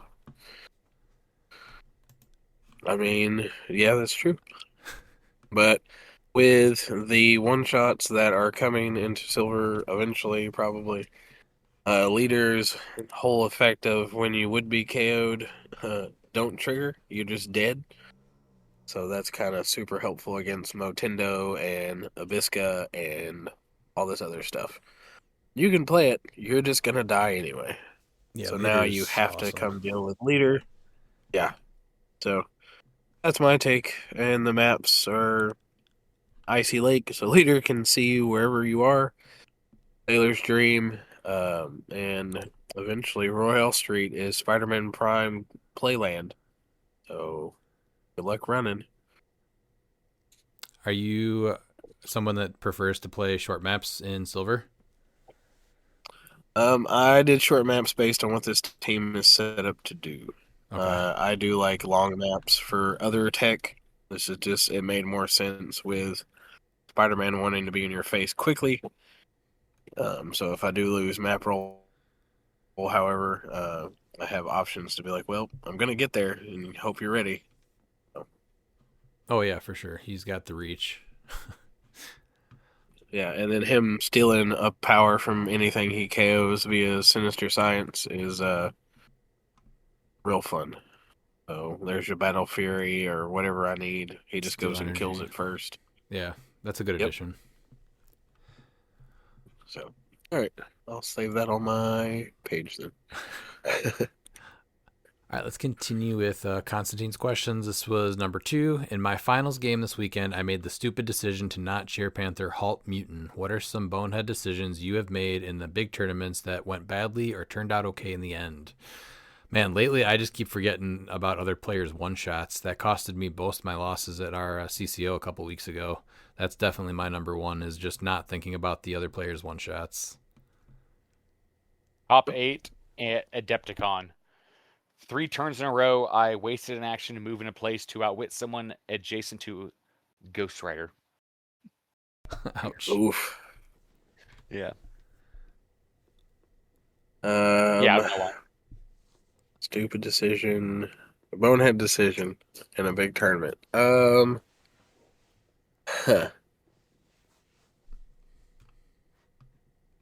don't know if it's boneheaded. I like taking risks. I like being that player. It's like, this is a risky shot.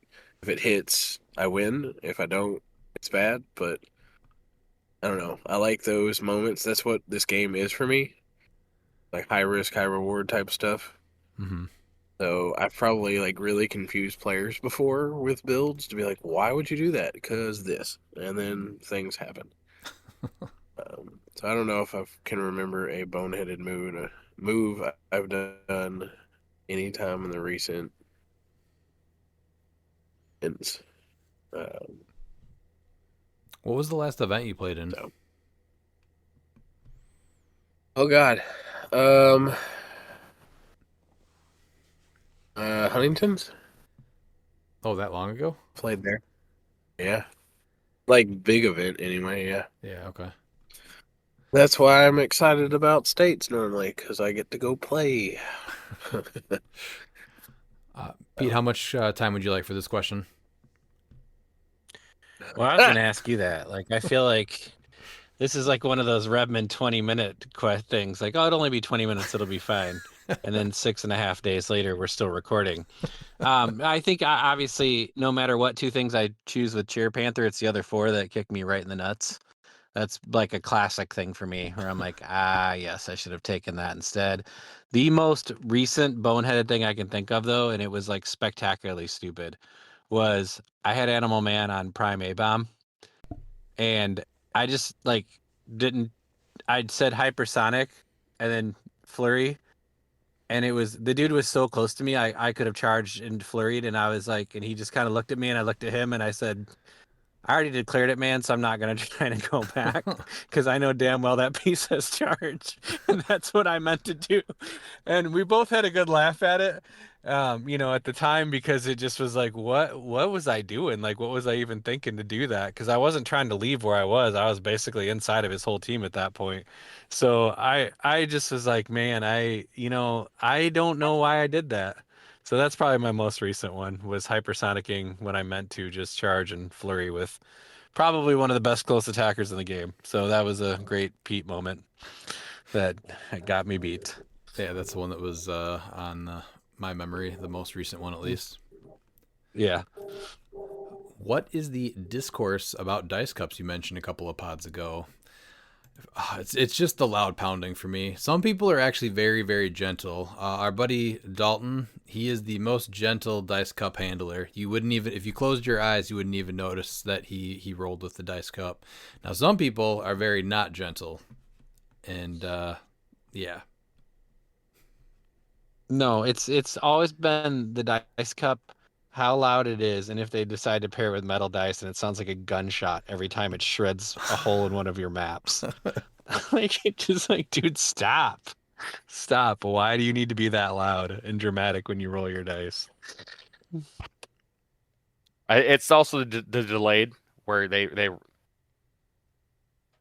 you play against people and then they just like leave it there for a few seconds, So I will just say, staring at you. sometimes I do like when it's covered, because then you can have discussion before you lift it up if there's something that needs to get changed. That's true, yeah. Because how many times have you rolled the dice and as they're bouncing around, you're like, oh, wait, and then it already has happened. So I do appreciate that part of them. So I guess we can call them Schrodinger's dice. Yeah, I like that, actually. Schrodinger's dice cup. They're both a Yeah. crit miss and a crit hit at the same time, and whatever Yep. you just did changed the outcome. Yeah, Yep. I Yep. like that, Yep. actually. Yeah. Yeah.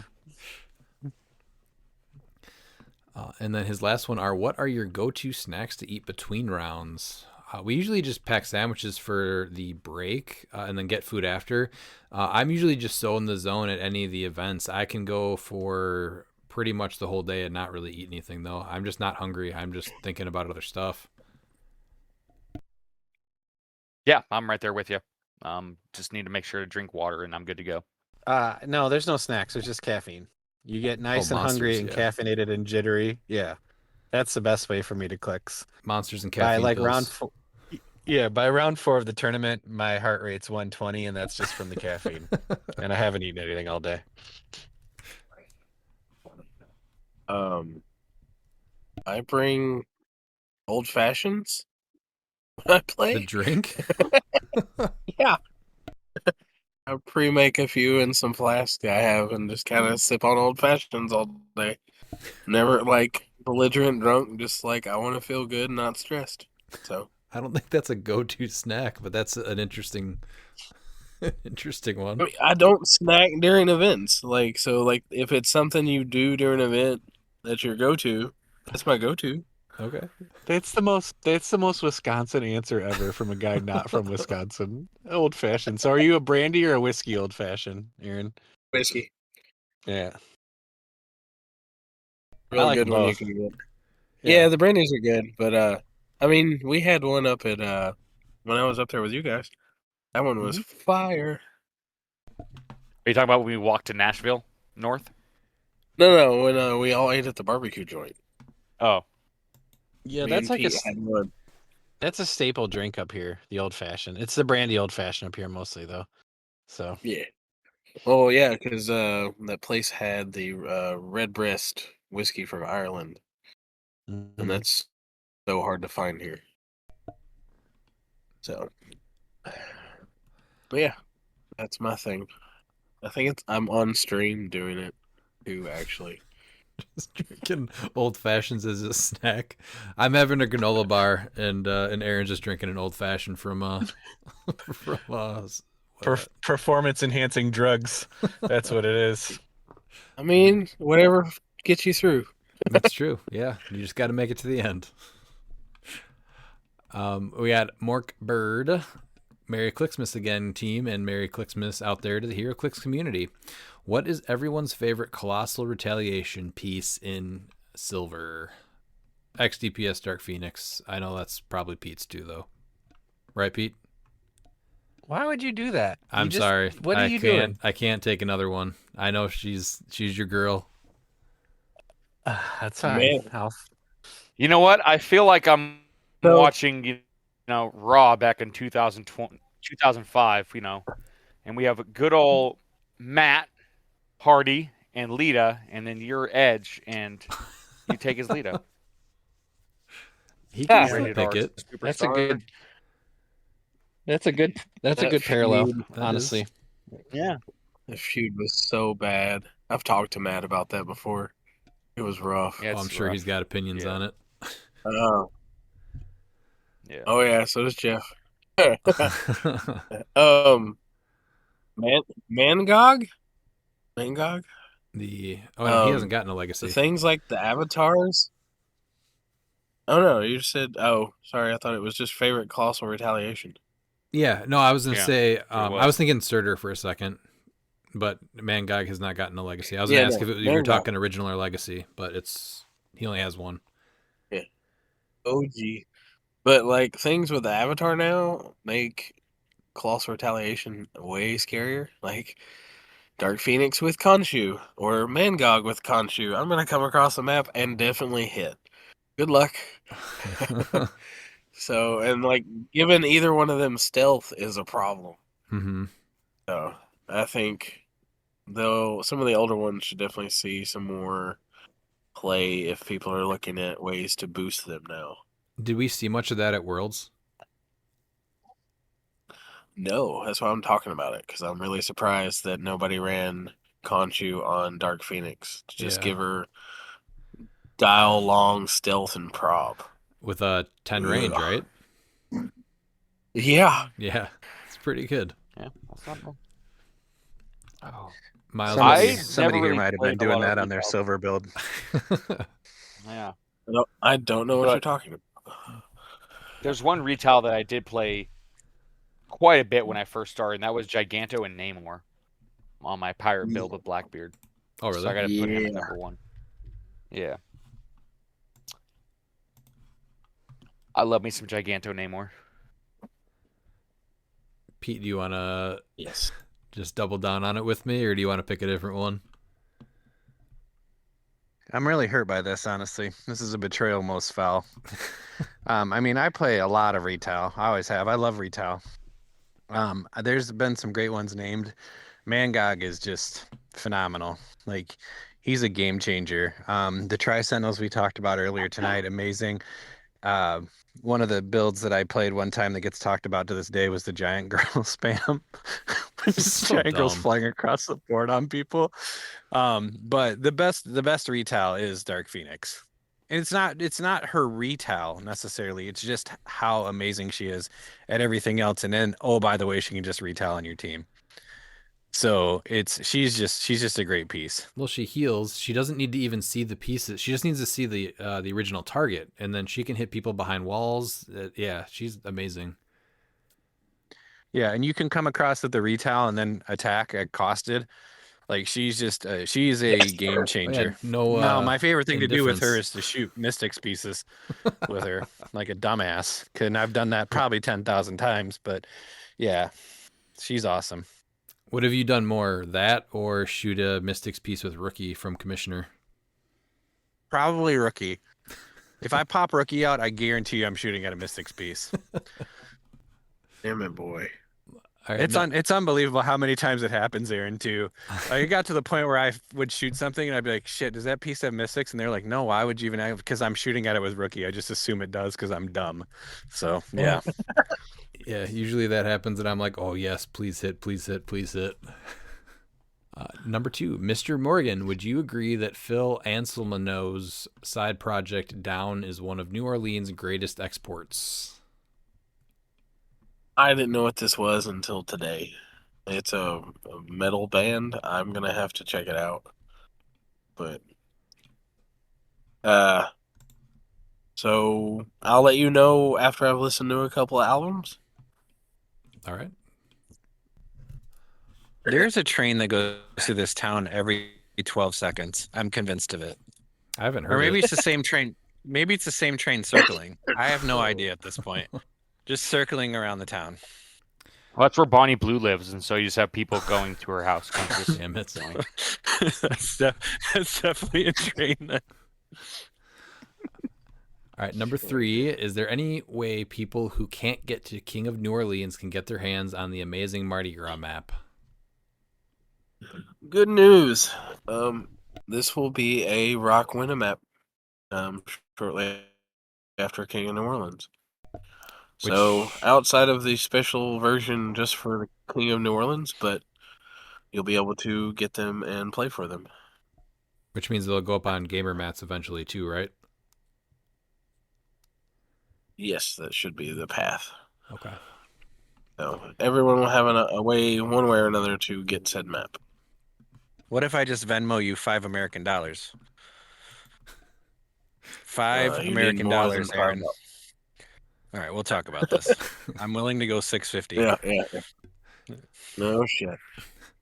Number 4, with Silver Age being the clear format of choice with the podcast, what pieces from Strange Tales do you think could make some interesting additions to existing keyword teams, or perhaps encourage tinkering of new combinations? I think Mystical is the number 1 keyword that's going to get the strongest out of Strange Tales, obviously. But I think Nico is probably the top piece for that in the set for Mystical. And then her just being able to bring in more one-shots in Silver is insane. I think then next you're looking at probably the Vampire Wolverine for Monster, just being able to heal to the top with X-Men TA, having the extra actions. And then you also have the big maps to heal a little bit more safely. So those are probably my 2 big picks. I like Prime Von Strucker. He's going to be real fun with some of the tech I like playing overall. Dracula, I'm going to play Dracula. I don't care. Dracula with Animal Man is going to be fun. He looks good. Yeah. I'm happy to see Mephisto's return. And it's a nod to the old champion piece. So that's even more fun for me because I played the old one a lot. So. Aaron, you taking bets? On what? Can you make me an all Mephisto team? Or at least mostly a Mephisto team? Ultra Chase Mephisto, the old champion piece on that one? So, just I the do want to Council of point Red? something out. So there's, if you play the champion one and this one, that's 95 points, I think. Let me look him up. Because I haven't looked at him in forever. There's a high dial for the champion piece. Yep. And then there's an LE. Yeah, but that one rarely got played. No, the LE is bad. Spirit Foes is the one I'm talking about. Pete's all for a bad team, so why don't we try to make the 240-point LE work? We can't. It's for 2012. Yeah, it's not Silver Age. Damn it. Yeah. So 45 points get you 2 clicks. But those 2 clicks, paired with a new one, when a character would miss, it doesn't have a contract token on its card. A player may place one on that character's card, and that character can use prob to target the attack roll. Characters with a contract token on their card modify their defense -1. So, this one can give you a contract, and the new one can give you a contract. So now you're -2. When they are KO'd, you get to heal him 1 click if he's not exploded. He also can pull people out of stealth. It's a power action. Choose an opposing character within range, allow fire, and place that character in a square adjacent to their current square. If no other friendly, no opposing characters within 4 squares, this is a free action. So if you do it right with that lovely 8 range, you're in stealth. No, you're not. And now we're gonna have fun. So I think they combo with each other pretty well and do some fun stuff. So there's easier ways to get the free mind control with the new one because of the old one. And he's a support fig for this one. No, what I did to They all Pete have- is that Pseudo-related to I this. mind controlled his character, and then I made him take a contract token in one of our monthlies. That is exactly what I used to do with the old one. That was Oh, great. you missed. No, Oh, no, you got a token. actually, Harris mind controlled my piece, and then he missed, and then he made me take a contract token. Oh, yeah, it was because my I contract. would not take it. I was Yep. taking crit misses, not take it. Yeah, Yep. yeah. So I'll tell you a story real quick of like our release thing for Strange Tales was your son pulled Mephisto, and the whole time all I heard was, "Do you want a contract token? Would you like a contract token? Can I interest you in a contract?" And I was like, "Ollie, stop! I will crit miss 12 times this game and not take a contract token." You didn't take any? No, I won't do it. Aw. I'm so scarred for life from that one monthly event. Too good. Miles. I mean, Oh, so definitely a ruler theme team is doable with the team up for the Ultra Chase. So yeah, man, we can work on a Super Mephisto build and throw some mind control in there for hilariousness. We need it needs to be mystical for sure because we need to get Green Man on there. I think for sure. Well, then you lose the team up card, and I think having the team up card for the Ultra Chase is better. But we'll see. We'll That's build true. one out, Pete. Yeah. Miles, what do you think about Strange Tales in Silver? I can't wait to make the Sweet Detective. Unfortunately, that means I have to play Jessica Jones, but Namor and Wong will definitely be played in Silver on Detective. Yeah, Wand. Yes. Wand will have, yep. Wong and Namor detectives. Pete, where do you think Strange Tales is going to affect Silver? I'm just trying to find somewhere that I swear to God, it's the same train stops driving by this place. It's just going in a circle, hitting its horn. It's unbelievable to me. So I think I agree with Mystical and Monster, both the things that you said, especially because of Nico and because of Wolverine. But I think Mystical overall just got a huge shot in the arm from this set. I mean, the Astral pieces alone are great fodder on any Mystical team. Yeah. And super useful. So I think honestly there's more coming out of the CUR that's going to get played than even what the chases are outside of a handful of them. I do really like Jericho Drum. I think he's interesting. I think he plays better in Silver than he does in Modern. Yeah. Oh, speaking of Astrals, and since we have Aaron on here, are the Astrals going to be played in multiples? Snap. Hold on. They messed up their real name because they're supposed to be Astral versions, but instead of various, it's just Rip. I guess not. because can't. Astral Doctor Strange, the original Astral Doctor Strange is various, and so I didn't know if maybe this is a mess up on the cards because I don't have any in the cards, but Yeah, Astral no, Doctor Strange I from guess Avengers there were- Forever is various. There is an I mean, ongoing so list, just play right? that one? There is an ongoing list of pieces that break the rule, right? Yeah. It's only for mechanics, though. It's not for just pieces that are fine. Again, we specifically chose what we did to eliminate some problems.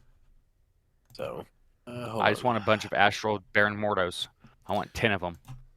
Give me 20 run of them. Avengers Yeah. Forever, and you get them. No one generates Baron Mordo. Oh yeah. Yeah, I don't know. The Astro Doctor Strange from Avengers Forever is kind of fun. So Yeah, no, that one has But- various. That's why I'm like, yeah, but I don't have the cards. Maybe they just put Agatha Harkness instead of various. yeah, for the new ones they did. It's all their actual names. So sad day. It is. Number 5. If HeroClix had a new WWE set, how would you like to see a Money in the Bank one-shot come into effect without it feeling too much like ID cards? I'm not really sure even how that would theme, because Money in the Bank, they're coming out to kind of screw over both people, so both teams, and steal like a belt. So how is that like thematically going to work? We need a Money in the Bank at a tournament, which is going to be like the Fellowship. And at any point during the finals, they can add themselves into that match. Make it a three-way match. Yes. That's what we need. I agree. We haven't done CliX Mania yet, Revin. We should talk about this. At any time, Yeah, that would be fun. As far as the Money in the Bank, Yeah. As long as somebody yells, "Oh my God, that's Ryan Redmond's entry music. What's he doing here?" And then you just insert yourself into the game. Yeah, we need Charles Robinson running down the road into the venue. I will dye Dan's hair blonde to make that happen. Have Dan run in. Dan Robinson. I like it. Yeah. But like Money in the Bank one shot could be fun if you did it right. Like the opponent crit misses and a figure with the WWE team ability comes in and like makes an attack or tries to pin them. Yeah. Well, even be bringing fun. back the old WWE things for like one turn with the one shot. I mean, it'd still be an ID card like mechanic, but that would still be cool. Yeah, but like specifically for the pin, I think that would be the way to stop it from being like broken. Because then I get one shot and we have to roll a button. I like that. Yeah. Just Major Logan's a must with that ID card then. Well, the whole problem is you won't know if that ID card will be 5 points, 0 points, 10 points, or something ridiculous like 35.5 points, because I don't know how they're assigning points to these one shots right now. I don't think they do either. So I will say I'm all for a Money in the Bank one shot if I can call something on my sideline the money shot, and I say here it comes, and then I get to play it. Well, that just means we need a Val Venus figure. Do we? Yeah. No. Yeah. All right, number 6. Hello, ladies. Side question for Miles. How's that not child-friendly idea for CliX Camp coming along we discussed? There might be a change to CliX Camp, so with the venue, we had some issues come up, so we're going to try and find a second one. So, but afterwards, yes, it is in talks. And apparently there was a not child-friendly idea for it? Yeah. Okay. I guess we're going to leave it It's at just that. like midget tossing. Yeah, the children would be the midgets we toss. No, it's like, there's alcohol involved. Okay. Let's go to Ben Groenheid. Any concern in Silver around assist from another world bringing in powerful once per game effects? For example, Gauntlet Spidey can be brought in by several higher point Spider-Men to get his stop click triggered and then disappear. So I think this is actually a great question because it's already an issue in Modern, this one shot. So the potential for abuse in Silver I think is definitely there. Is this one of the one shots that is on your radar, Aaron? Yes, it is. I'm hoping some of the stuff floating around about it gets addressed. Yeah, it's on my radar. I've already started working on a new update list for Silver, and we're not even like really in the States yet. So I'm already watching a lot of stuff. And actually, why Aaron, you would you say you're like Santa Claus? You know when we're sleeping, you know when we're awake, you know when we've been bad or good. So be good for goodness sake. Is that accurate? Yeah. This year we did get a update right before H for H. Is there a chance that we have that happen again this year in 2026? So I did say it the last time I was on or the time before. Part of the year going in excuse me, words. Part of going into the new year for Silver will be quarterly updates. So we're not waiting. Oh, nice. That's why I'm already looking at stuff. Yeah. Is that quarterly, like every 3 months or every 25 years? Or is that every WizKids 3 months. quarterly?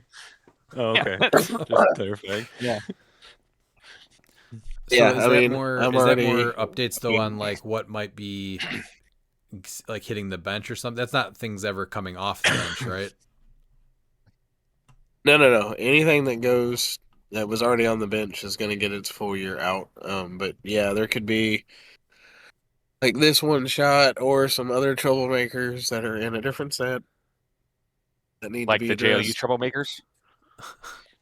No, Okay. um, but there's a couple things I wish they would talk about or address, or just get it out of the way and be like, "Yep, that's how those work. Have fun." And I mean, we deal with it then. I have to be very watchful to see how they do in modern because Strange Tales is just gonna shift the meta pretty good.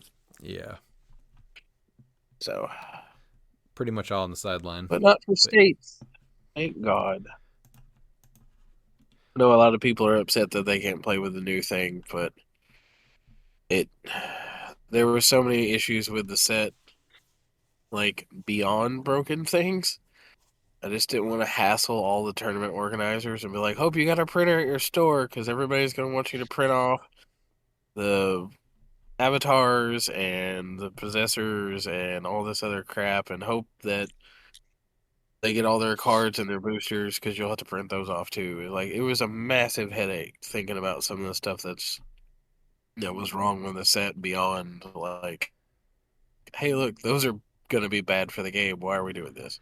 So there's definitely a lot of pieces that I wanted to start building with for even silver states. But yeah, I think it was in the best interest that it's like this and it's fine. We have icy regionals coming up, and then we have the actual CCO main event. So there's plenty of things to play soon before another set comes out even. right. Excuse me. All right, we have Adam Beggs. Hey all, to balance the growing gap between close and range attack metas, would you support a change to improved movement destroy blocking? How about only destroying one piece of terrain per movement, similar to improved targeting, destroy blocking, and only breaking through one piece of terrain on a range attack? Merry Christmas. I think I kind of like that. And then even going forward, there could be the occasional piece that says it breaks more than one. I'm just worried that a full barrier teams would come back. I think probably still like I support more barrel type effects to return instead of. Yeah, well, and think about stuff like the barrel and this idea. Cool, I can blow up wood. You're never getting within 4 of me or 3 of me. Yeah, So bury up, and you broke one. Oh well. I think it leads to more problems. I would Yeah, like to punch see it the go next back to one where and it the was next one. originally, after resolutions, is what I would like to see it. Honestly, I don't know why they did that. It was to make gameplay quicker, as far as like I don't have to worry about where I'm stopping. Like certain things should just immediately destroy it. But no, I get that, but at like with how like ridiculous it is now, like out of hand it is, that's the Yeah. reason I would say with that. that's fair. I don't think the issue is with it being on pieces. I think the issue with it is honestly for 10 points you can add it to any piece. I think that's really where you start to get into it. Because a Juggernaut going through walls or a Hulk going through walls, like that's right on brand for the character, and you're paying that in the character. But I think having the ability to have the gem on whatever you want and just turn something into a barrier wrecking machine or a blocking wrecking machine is really where it got to be almost unbearable to me. I don't dislike his idea though. People I think aren't it's even really doing I think that it's actually a anymore pretty good one. as much as they were. No, I think because that was we a have bigger figures like Rogue. Yeah, I think that was more of an issue We have Rogue before now, and rotation, yeah. but now we have like Prime Rogue, Prime Abomination, we have Juggernaut, and then a lot of maps are even just outdoor open maps, so you're just flying over them if you're not destroying them.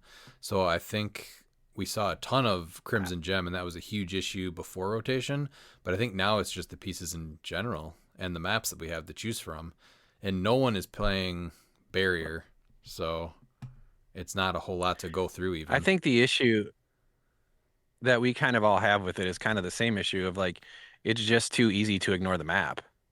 Yeah. That's the main issue is that there's no middle ground. It's either too powerful or not good enough. It's the same thing that what really killed the mission points is that there was no. It felt like there was really no like testing involved to try and get it, to where they wanted it. It was either not good enough or too strong. Right. And that's been my main concern with a majority of things is that it's to the extreme at either side. It's never, something in the middle. See, that's why I think that we are better off with a piece like the barrel where you have to interact with the barrel first and then you can run through whatever you want, so it at least slows a turn or two down in the beginning. So I still support that more. Well, that's why you make it a mobile. That would be fine too. too. If they had the barrel and mobile, like that would have been fine because it's okay, it's stuck there. So you can destroy it with Quake, but you can't have someone like, Daredevil or someone just go and pick it up because, it's just an object. If it would have functioned the same as the Plastic Man object where it was a mobile, I think it would have been a lot better because you couldn't even TK it. So your placement had to be key. Yeah. Which is you couldn't move fine. it. Then you can work around that and it does, slow it down. So, turn one, you're not just in each other's faces. Yeah. So I think that's still the best answer. Let's go to McConnell Lamar. Hey, gents. I hope you all have a happy holiday. You too, McConnell. Where's Dan? Miss his thoughts and insights. Dan's doing well. He actually started a new job, and he's going to be moving closer, so he'll be playing weekly with us, which is cool, a lot more. Then I do still want to get that second podcast up and running and get him on that regularly, kind of like a team podcast with more of our other teammates also. So I'm hoping I can start that up soon. It's just, especially at the end of the year, time is very, very hard to get. Number 2, Destroyer Prime and Phoenix Thor have been showing up a bit more. Any other OMAs or tent poles that should be seeing more play? I think one of the bigger ones that's shut down from Juice is Chaos King. That's a piece I think that really would have had a chance if he could take us free. Yeah, Chaos King has become unplayable. Right. Like because of Juice. Chaos King in Silver is so much fun. I've played it. Yeah, there's potential there, but if you can't take that free action, it's like, well, okay. The X97 Chase Bastion, I think he's close. Yeah, I still need to run that build. I think that one's going to be a lot of fun. And Silver's where he's going to shine because once again, you have a free action in order to keep him alive, and that's very, very much needed with him. So you have to be able to take that free to heal. Yeah. And then I'll hark back to Trigun. He fell off. I want to see if I can get him play him with Animal Man. Oh, no, I can't do that. I don't know. I want to figure out Trigun. That would be fun. Is Trigon 300 points? He has multiple lines. What's 200. What can't you do Animal Man with? Yeah, it's 300. Okay. Well, you'd want one shots and stuff too, so you'd have to play him at 200. He's still kind of a tent pole at that point, though. I don't like the sidestep pulse on him though. Right, but with I don't know. I'll work on it. See if I can come up with something fun. I mean, hypersonic speed still that's gonna be able to get you into place to make a 12 for 4. From 4 range. So it's still not that bad. Well, I mean, it's move and attack. Play him. You can play him at 2 or 3. You play Elsa Bloodstone and you give him whatever. Oh, and Silver, yes. Yeah. Is she Silver restricted? Trigun to be fun. She's restricted, right? She is not. Oh, she's not. Okay. Dang. No. I think once Trigon, when did he come out? Was he 2024? Last year, yeah. So he's already seen. So he'll rotate. Yeah, next world. Or was he early this year? No, it had to have been last year. Right? Yeah, I'm looking now. Looking at the release schedule, I don't think I see him regularly. It doesn't have a date on him. Either way, it says January 5th, 2025. He had a Worlds though, so one more Worlds, then he'll be out. I think Yeah. Once One you more. go, if he can be 300 points in silver, and then you can stock it with a little bit of support from modern and one shots, that's where he might have a chance finally. Yeah, for sure. Him. I still got to play Loki, and I want to play Iron Allfather. Oh, That's a an good one. interesting one. Yeah. That's a real Him good with one that doesn't get talked about. him with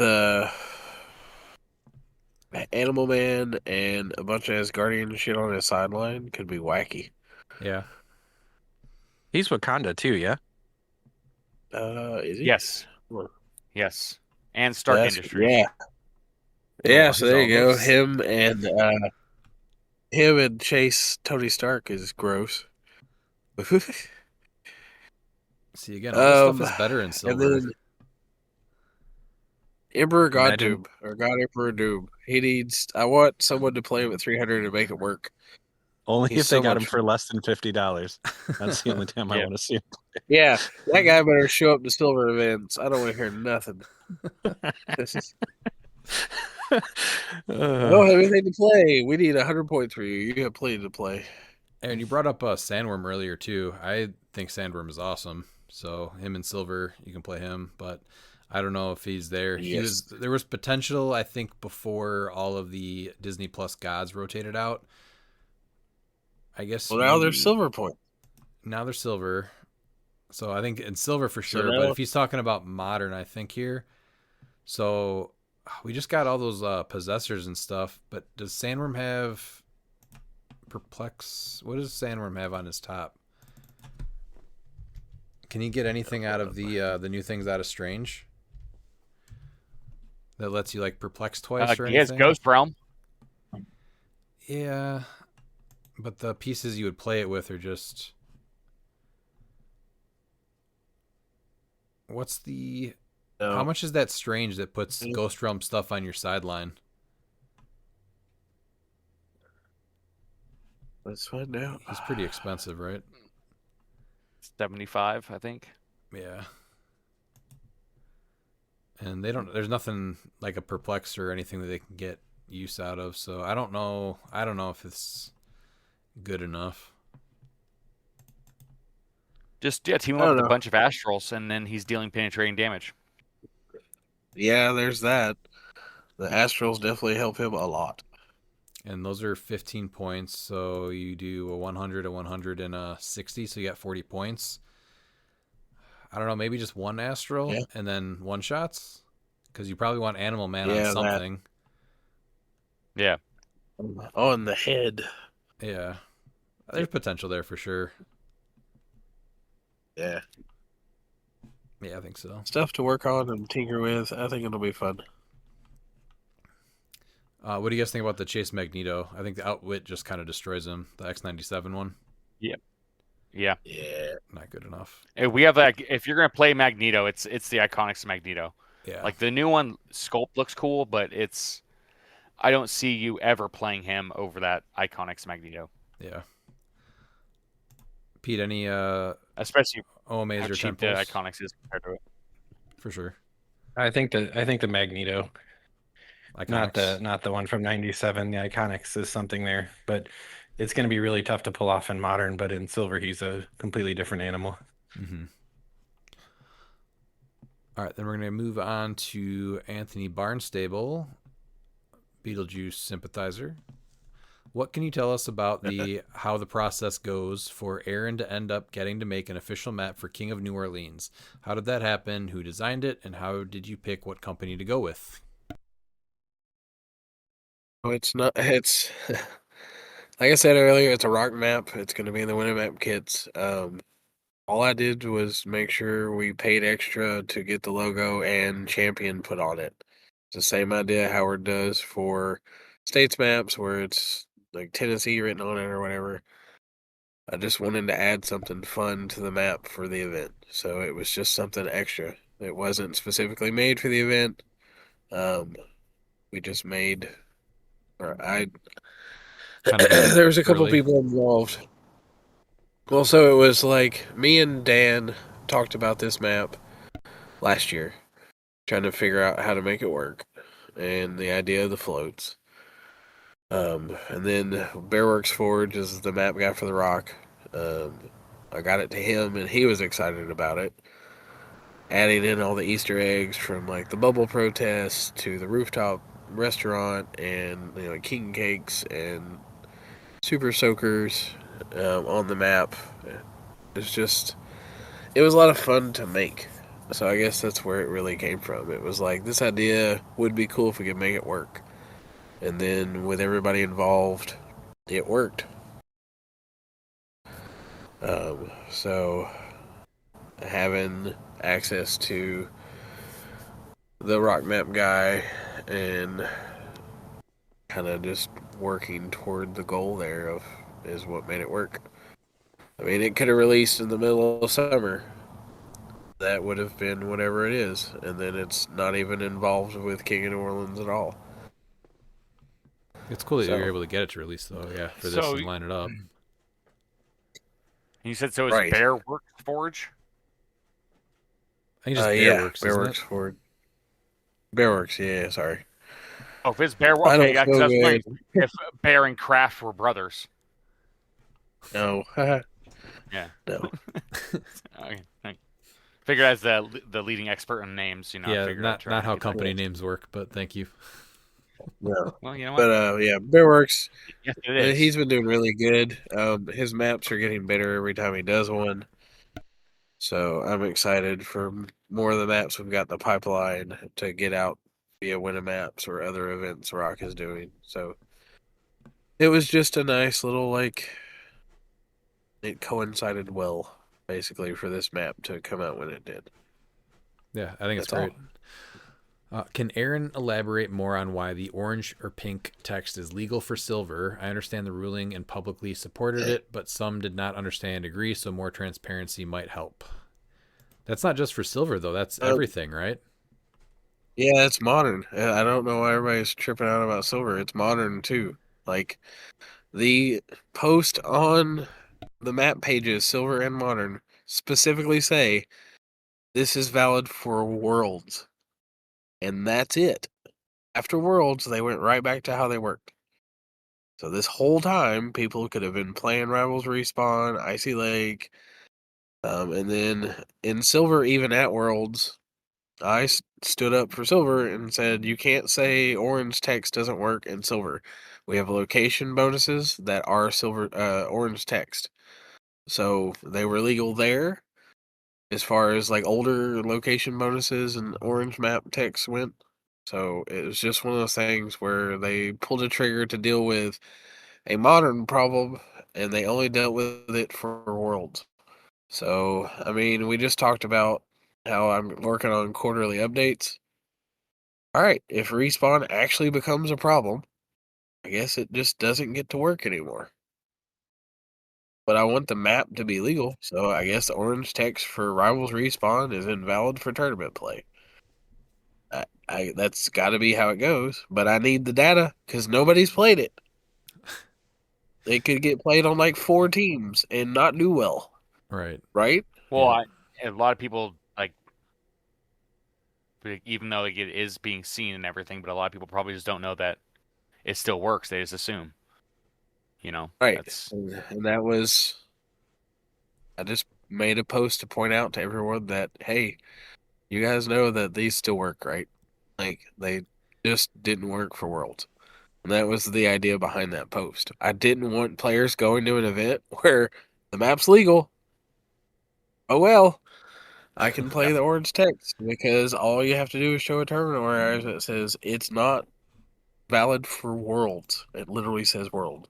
Right. Yeah. So I saw that, but I ahead. assumed that they were just going to continue it on, and that was just more of just like a message at the time, and then going forward it would last. But yeah, it was never updated, so they're good. Yeah. But I do hope they change it and again, get rid of it. Yeah, I mean, like I said, let's see what it does. Other events could say it doesn't work at all, and that's fine. And if WizKids continues it for other major events, then cool. Silver will follow suit if it actually becomes a problem. I think there might be a couple of teams that thrive on it, and there are answers for those teams now. So we'll see. Yeah, that's a good way to look at it. Number 3, now that ROC States is starting, ROC points are being earned. Can you give a reminder of what ROC points do and how many points people need? ROC points go toward your entry to the ROC Cup. I want to say it's 200 points to get into the semifinals. We don't let people into finals proper with points anymore because I didn't like the idea Just of cash. people just buying their spot. Yeah, you're gonna earn your spot in finals. You're never gonna walk into finals with points. I'm not gonna let it happen. But that's what they're used for. For the big event, you can sell them to other players to help them get into the events they want to play in. If you're not going to make your trip to the Cup, I will say that you should definitely come to H4H and the Rock Cup. It'll be in Nashville this year. I'm excited for the venue change and getting back to the hotel feel of Rock of old. No more issues with AC, no more issues with parking, no more issues with other stuff. We're gonna have space, and it's gonna feel like what got me into rock events, the big play style events. We definitely have the player base, so get those points. We'll do your winner maps. Go to regionals. Go to states. Come on, guys. Yeah, I was not able to go this year, and hoping to be back next year. I plan on it. Number 4, some people have mentioned now that Silver is at Worlds, should the event called Silver Worlds be in Memphis at the event called Silver Intercontinental Championship be in Nashville? So this one is above me. um, Howard has had the Rock Cup be a championship for a while now. It's a WizKids sanctioned championship. So when we took over Silver, we took the Silver Age World Championship and made it a part of the Cup. The idea for the Intercontinental Championship at Worlds was I wanted to do nationals at Worlds for silver. Um, and obviously that sounds weird, but it's the halfway point to the Rock Cup. If you're really looking at Hero Clicks and Seasons, that should have made sense. Them coming together and agreeing to call it the Intercontinental Championship made it a lot more fun for me. There was the belt. I'm going to continue doing that as we go forward, wherever the Intercontinental Championship happens at. And I'm probably looking at doing a belt for the Rock Cup. It's Belts are some way awesome. to immortalize you. Right. It immortalizes you in your championship status. Getting to do legacies and all this other stuff is cool too. But I wanted something physical for people to see and play for. And, going to the Cup next year, having Oscar there and like letting him run around with the belt, be like, all right, I'm the Intercontinental Champion. Let's play. Is like a feel good moment for me. So I'm going to call him Belty McBelterson. yeah. Call him what's Minone's name or whatever her name is now? Multi-belt Minone. Oh, she's Monet. terrible. Yeah. She is so I'll call bad. you whatever you want. I just won't call you late for dinner. That's all. Terrible. I mean, that's fair. Terrible. But sure, if Silver Age grows and other stuff that I'm hoping to get out of it happens, maybe things do shift. But that's a conversation I have to have with Howard. So who knows? But that's a different conversation for a different day. All right. What are your thoughts on the new win postings? So we will go over all of the win postings probably next episode because there's a decent amount of them. But I think my feelings are all over the place with them. Yep. Yeah, that Rogue Prime hurting your gut, didn't it? I mean, we still don't know what choose means. Choose means choose, except where choose doesn't mean choose. As long as it's in an attack, sure, it doesn't matter. Yep, just making up stuff on the day of, and Wakanda Hulkbuster affects the whole team. Yeah. Whose lines anyway? Yep. That's what it feels like we're at. Are we getting questions answered enough or often enough and at times that make sense relative to events? Absolutely not. So we just got this batch on December 22nd. The last batch was on October 17th. So we need more questions answered, and we need them answered more frequently. I think even just So I will weekly say, would be, yeah, for sure. Yeah, at least if not weekly, bi-weekly. yeah. Yeah. So with some of the one-shot misunderstandings that happened in the last week, I did reach out to WizKids and was like, "Hey, we need to make a post and get this addressed properly." And I got told it might happen Monday, it might happen Friday, it could happen after the holidays are over. Seeing it pop up on Monday and like a bunch of them pop up made me very happy. It was like, hey, they listened. Great. Let's do that more. But I mean, it is the holidays, so I'm happy with what we got. Not all the rulings made everybody happy, but they're there. So maybe I'll just start nudging more when I'm dealing with silver stuff. Like, hey guys, we need to get these answered because it affects more than just you. The thing is sets are coming out pretty quick, and we're back to having a lot of events. And so one of the big ones was like Mr. Sinister, right? Like that was one that needed to be answered. I assumed when he was getting played that your stats changed, which is what they said he did, but also the powers changed. But they ruled it now that your powers are locked in from whatever you pick in the beginning, and then the stats would change. So I even, when I KO'd the piece that I chose for Sinister's clone, I just said he was a blank bystander, which isn't true. He would have had all the powers that I picked from the beginning of the game. So like, how is anyone really supposed to know that? This is the kind of stuff that just needs to get out there faster. Well, yeah, especially when you're practicing for events, because people do try and get their team figured out. It's not like a week before the event, but like months leading up to events. And we have these And circuits. We also have these. It's not even yeah, just one event. This isn't oh yeah, just that's true. Worlds, Yeah, just Nationals. This is. I forgot we did have the fall festive. Yeah, Yeah, and that lasted true. like Yeah. 3 or 4 weeks. We have states now that's lasting over the course of what 5 or 6 weeks, and then we're gonna go right into the And then IC. the IC regionals. Yeah, so Yeah. this isn't just like one-off events that people have 6 weeks to get ready for. This is like we have reasonable amounts of events happening right now. So, and with all the sets coming out as fast as they are, there's things that are confusing, and we need official rulings on them. So that's my take. Yep. Yeah. Number 8, are you happy with the phrasing on answers? So I think the simple yes and no answers needs to be fleshed out a little bit more. If there's more like complete reasonings, that might even lead to insight on other interactions for other rulings.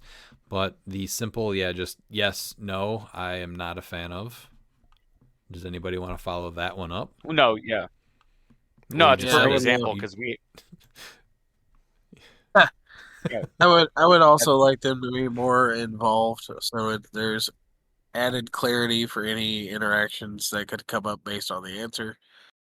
So that's a big thing Silver for me. interactions. I wish that we would have a section for silver answers because, like, once things I'm hit silver, trying. it's like I talked. it'd be nice to get a silver section for the win. I did talk about that with them at Worlds. At the minimum, like transferring when they move stuff from modern age instead of it just being golden age. Like, let's put all the stuff in silver. And That's where it matters right now. Here's another big thing too, right? Is that there's a lot of people that just don't know how to find it on the win, and the only way that they find it is because people post it on Facebook, and it kind of gets lost over time. So everyone uses HC units. What if these interactions were part of HC units even on the characters? that'd be great. Like you go look at Prime Rogue, and all these rulings with Prime Rogue come up. You go pick up the Chase Sinister, and it tells you this is how this works. That would be like the next step to me for HC units. So I will say that I'm not sure how you would put that in the code to play obviously I would assume that he'd have to go in there and manually put in each one. So hopefully there's an easier way for sure. I will say, and because this got pointed out the other day, the rules section under the info tab on HC units has links to everything you would need for any game you play. We've got the comp book, the powers and ability card. It's got the WWE powers and ability card, a link to the errata clarifications forum, the modern age HeroClix release list, the modern age map list, the ROC tournament rules, and the Silver Age map list are all there for everyone to find easily. Which is great. So, but like, let's say you go look up the one shots, right? And maybe you want to know how occult retribution works, and you need a opposing character within 4 to actually trigger it. That should be right on that page. yeah, I'm not disagreeing with you, but I'm saying like we're getting there. I don't know what that entails for Clay, so it just becomes what can he do? What can he have to? What does he have to work on? Well, you Clay know? can do anything, I think, is what the conclusions come to, Yeah. right? He is a Clix god. Yes. Yeah. He would have deity if he was a HeroClix piece. He'd have deity. Yeah, it just keeps getting better. I think that would be the next thing I would like to see, though, is if you're searching pieces, getting rules answers on those pieces would be just like the top right there. I think there needs to be a justification for the rulings past yes or no. I just think a simple explanation helps clear up a lot of things. And like you guys said, like it's going to clarify other things, or at least give you a direction of what you believe other things will be. Mm-hmm. I just think a simple yes or no is really kind of a disservice to answering a question, unless it's really a yes or no answer. But that's very rarely what's getting asked on the win, right? Yeah. Right. And then Anthony's last one, are you happy with the answers? I think it is important to talk about what is going well when it is. So some of them, I think the best examples, and again, we'll talk about this next episode. We'll go down the list of everything. But the Rogue one is weird, and I saw way more people that said they were more confused now than they were before. And then I think the Sinister one was good. It gave you a very clear answer of what it was, and it made sense once it was spelled out like that. Phoenix Force Thor, I think, was that definitely was yes. That one made me so happy. Yeah, it just makes it, but it'd also be nice to where it would be explained for why, so for like similar things, instead of just yes. But I'm glad that it was said no, you choose two, because that was the entire argument for being able to choose the same one twice was just it was a headache trying to argue that. Yes. Pete, do you have anyone that made you a little happy or tight in the pants? Probably the Sinister clone. Rogue. Being clarified was great, and then Miles took the one that made me tight in the pants because I want to collect me a Prime Rogue. Oh man, do I? Yeah, that's right. Aaron, do you want to add to any of this for the last one before we move on? I think the majority of answers were answered in a good way. Some of them need to be more fleshed out. I agree with basically what you guys said. Outside of that, we just need more. Yes. It needs to be more active. We all agree. Next, we have Roger Cedarholm. Validate me, Internet Senpais. It's not complete and would probably work better for rotations next year, but I think I'm onto something, namely getting my ass fed to me by Constantine. I do like how all the bystanders are getting boosts. Madeline's giving everybody a prob. Strife is giving everybody +1 attack and plasticity. And then Hella, she just makes generating a bunch of warriors. I don't like her. Yeah. She's so just generating the warriors and all the unoccupied squares with grave markers within range, and then she gets a mission point for each one she makes. So definitely want Batman team up Peacemaker on the sideline because he's going to get to pop out and be more prob for you. 125 points though for a running shot 11-3, and it's only when standard characters are KO'd. Yeah. If you were going to lean into Hela, I would probably tell you to go get the Avengers Forever, Doctor Strange, or Baron Mordo to make the Astrals or the Mindless ones. So you get to trigger this one. It says grave markers, and so I think the reason why he has Swamp Thing on there is I think that he thinks that the grave markers are the same when they're not. Those aren't. I think that's actually it, and so I don't think that it works how he's playing it, because these are just grave markers, and Swamp Thing is the grave hindering terrain marker. Grave terrain marker. Yeah. That was ruled on a while ago too. I think, like even when within a couple months after Wheels of Vengeance released. Yeah. So I think that's what his whole entire thing is. So I don't know if the Hela trick is going to work. Because I think that's exactly what she was doing. Is she was just going to make Swamp Thing make a bunch of graves and then pop out the warriors. Yeah, and then have all the bystanders attack. I like the thinking, but I don't think it's going to work. And I do like Strife with Madeline. Yeah. So I think Hela's your flex. Maybe another big bystander generator that's like gross. Maybe Legacy GSX Apocalypse with the horse. Stegron. The Horseman Stegron. There's a few others. Those are good. Oh my god, really good ones. What about the old Iron Man, the one that came out in Earth X? He's 125 too. Yeah. Yeah, he makes Miles' chair team also. Oh, I totally forgot. Okay, so what set is he from? Earth X. I knew I was forgetting one. Okay. And then you could still play the map, or the map bonuses are all gone now? I can't remember. Map bonuses are only gone if there's a smaller map. Okay. Yeah. Just like Wakanda, you can't use. And Iceberg Lounge. Yeah. Yeah. Iron Man on this build seems real gross. Shitty ass car. God. Well, then you can take Swamp Thing off too, right? Because then you're not doing the grave terrain markers because they're not grave hindering terrain markers. But he's still good though, because you're still not reducing damage. Like that's the thing about Swamp Thing, is that you don't need to put him with other graves. Like he's just good by himself. No, so I'd be totally but if you're going into this whole bystander thing, right? There's got to be a silver prime that works better on this team. Swamp Thing is great. I don't know if it does. And the only reason why I'm going to say that is because it says you can't reduce damage, and so now your bystanders are hitting for that much more since they can't reduce. But he's the only one that's making them. So I mean, what's that? Prodigy is probably flex to get something else that makes them. Yeah. Dr. Midnight, Legacy Black Lantern, doesn't he make grave markers? Yeah, he's got an easy way to get him out. I think he's just a free make one, right? Yeah, the owl. The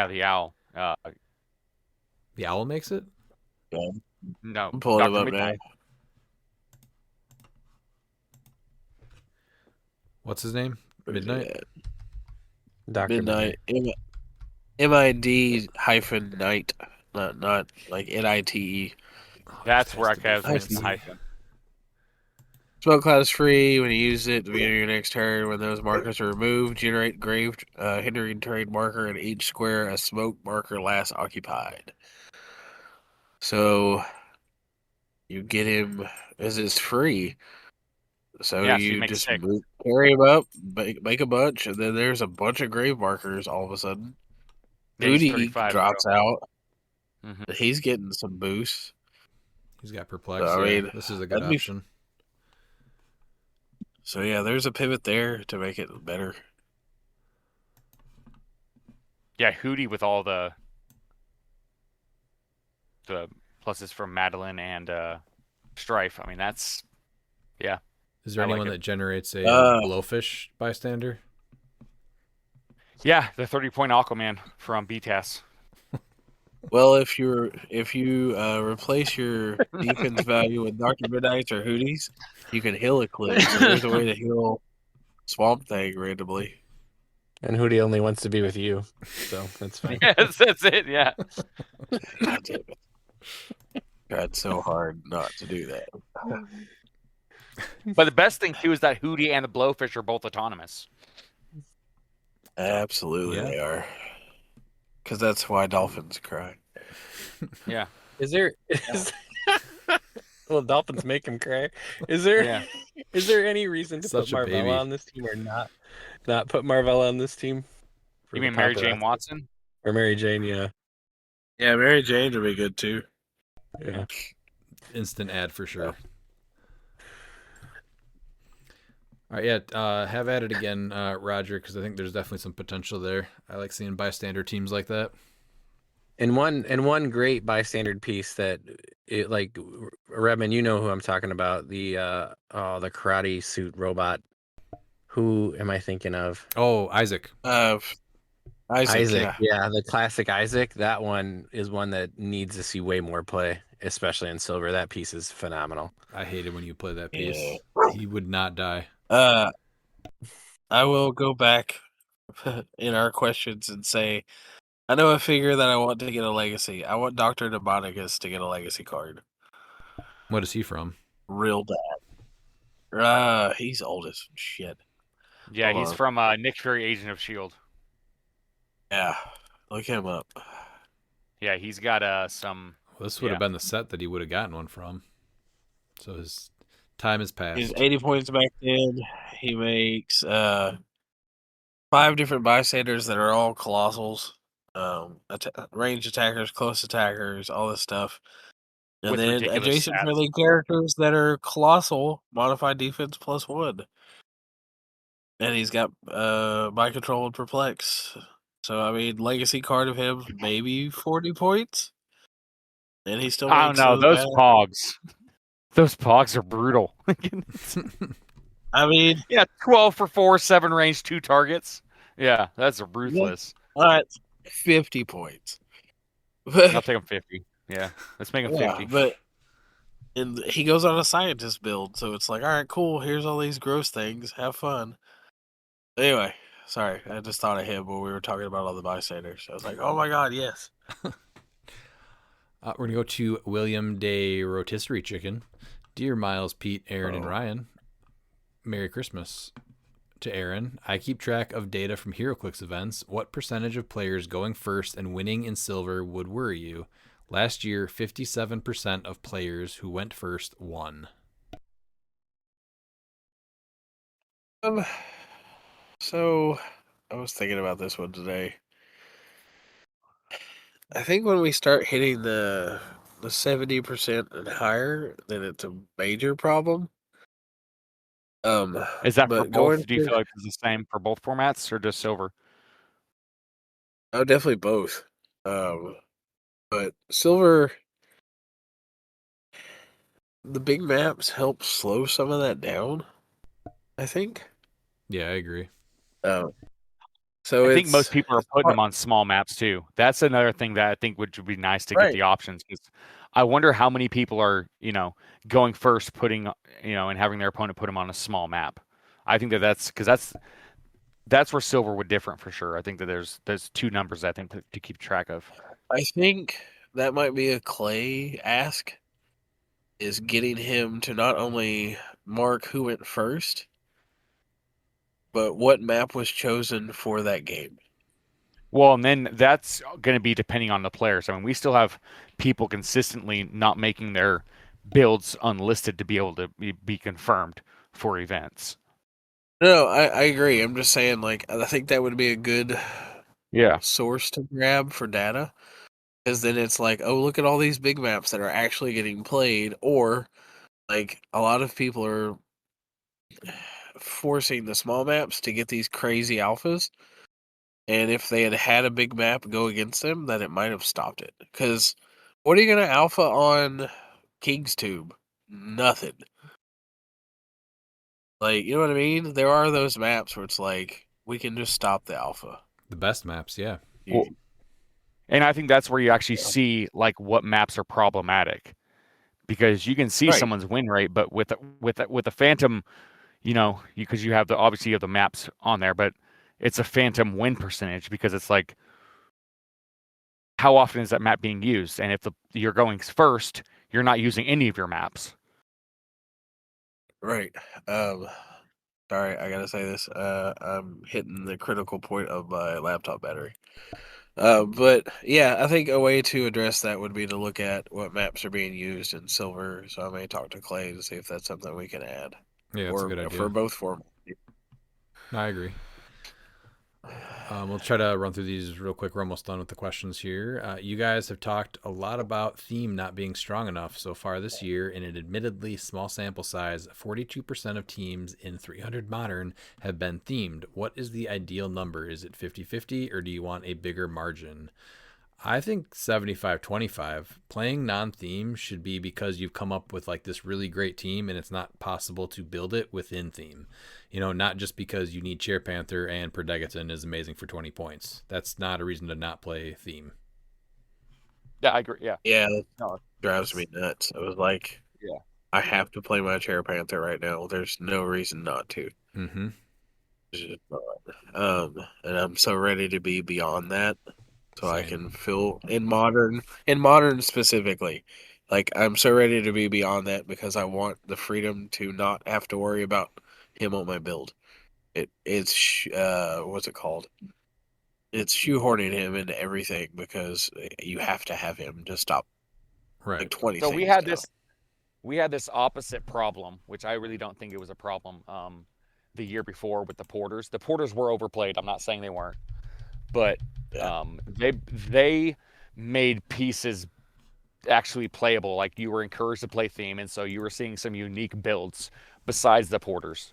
Whereas now, Right. like the unthemed it's just like things that just shouldn't even work together, just somehow do because of a loophole in interactions. Right. And like talking about my builds with like you, Miles, for silver, being like, man, do I actually really need to go into theme or should I run the unthemed version of the build?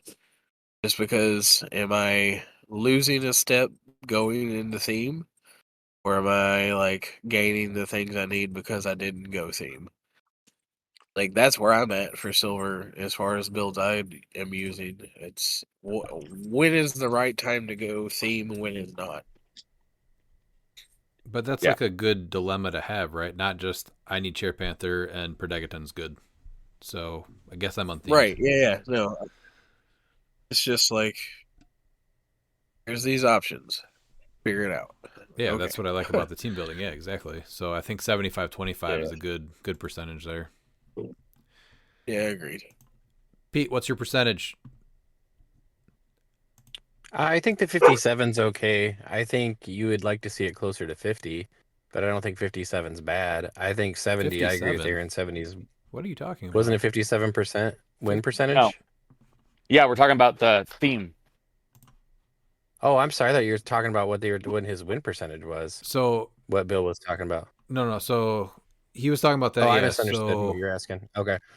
what was the first? The first part was what is it? So 42% of teams in 300 Modern have been themed. What is the ideal number? Is it 50-50 or do you want a bigger margin? And so I said 75-25. I think Miles agreed with me. And then did you agree also, Aaron, at 75-25 or were you a little different? 75-25 sounds right. Okay. Also, what's winning events? That's what it's the unthemed. Well, yeah. Well, what's even the amount of top 8s that are unthemed? I guess would be a better question. I think 70-30 would be what you would want to see theme, non-theme, though. So still, yeah, pretty close to what we're talking about. Yeah. Okay. Sorry, I misunderstood what percentage thing we were covering here. So, and then his last question is his legally required wrestling question. Which wrestler would you pick to play Santa Claus if you were taking your kids to the mall to have their first experience meeting him? I would say Mick Foley because I know he's put on that suit a lot and he seems good with kids. Yep, that was my answer. Mick Foley. Yeah, so yeah, that would normally be the easiest answer. But see, I am in a holiday spirit, Oh, and great. there's a diamond in the rough that is one of the greatest holiday movies of all time, and that's Santa's Sleigh. And so I would also be able to get my DVD signed, my Blu-ray signed. I actually had to order it from Germany of Santa's Sleigh, and also get a picture with Bill Goldberg as Santa. Terrible. Yeah, sorry, Santa's Sleigh is a classic. Runner up would be Stone Cold. Yeah, that's one I thought about too. There was one, I think it was actually a tribute to the troops where he came out and he just gave the other Santa a stunner, didn't he? He was dressed up as Santa, right? Yeah. Yeah. So there was a wrestler. I don't know if you remember this. It was Balls Mahoney back in the '90s, during the holiday season for WWF. Yeah. At the time. Oh yeah. Was named as Santa Claus, and that would be awesome. Just so we could just start Didn't chanting Tess balls. do it together. once? I don't remember Test that the one. Santa. I don't know if it was a There's been a full lot. Santa. Kane But yeah. Tombstone Santa. Yeah. There's also the Tombstone a lot of Santa with people. muscles. That was Pete Rose. That's not Santa. All right. Well, I'm just saying Hulk Hogan was the Santa with muscles. Pete, who do you got? You're not wrong. I think Mick Foley's probably the right answer. Yes. I mean, honestly, but if you're asking me which one would I want to take my kids to see, it would be Stone Cold Steve Austin. Hell yeah. Stone Cold Steve Santa. And I would ask him to Right, yeah. stun one of my kids just because. What do you want for Christmas?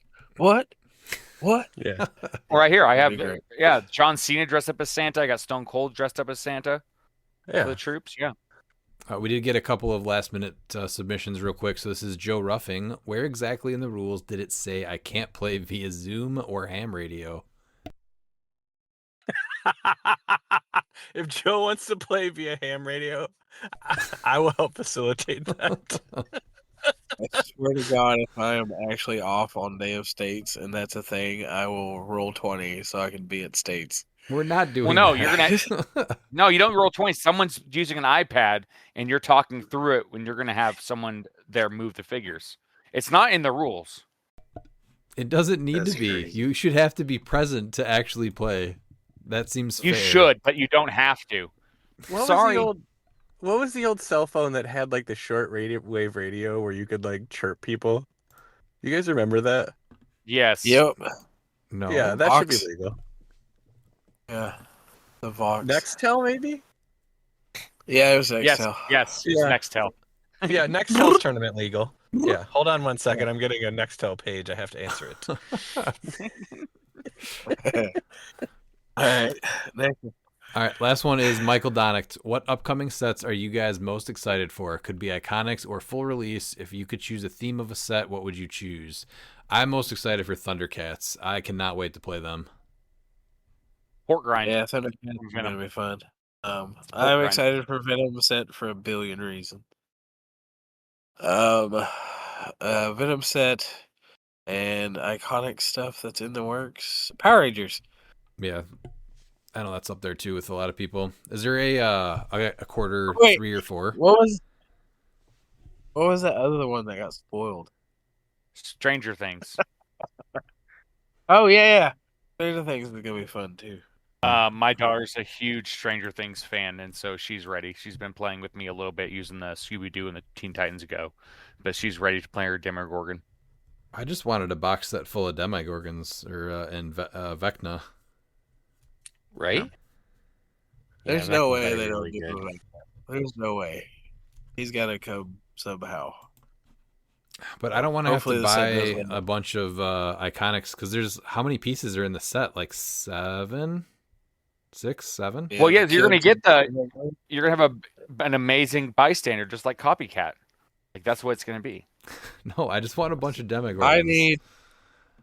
Right. Well, I want Vecna with the Demohounds and the Mind Flare as some crazy colossal bystander or whatever.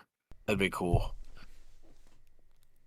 There's No. definitely more potential than the one Iconics that's set. Yeah, there's no way we just get one.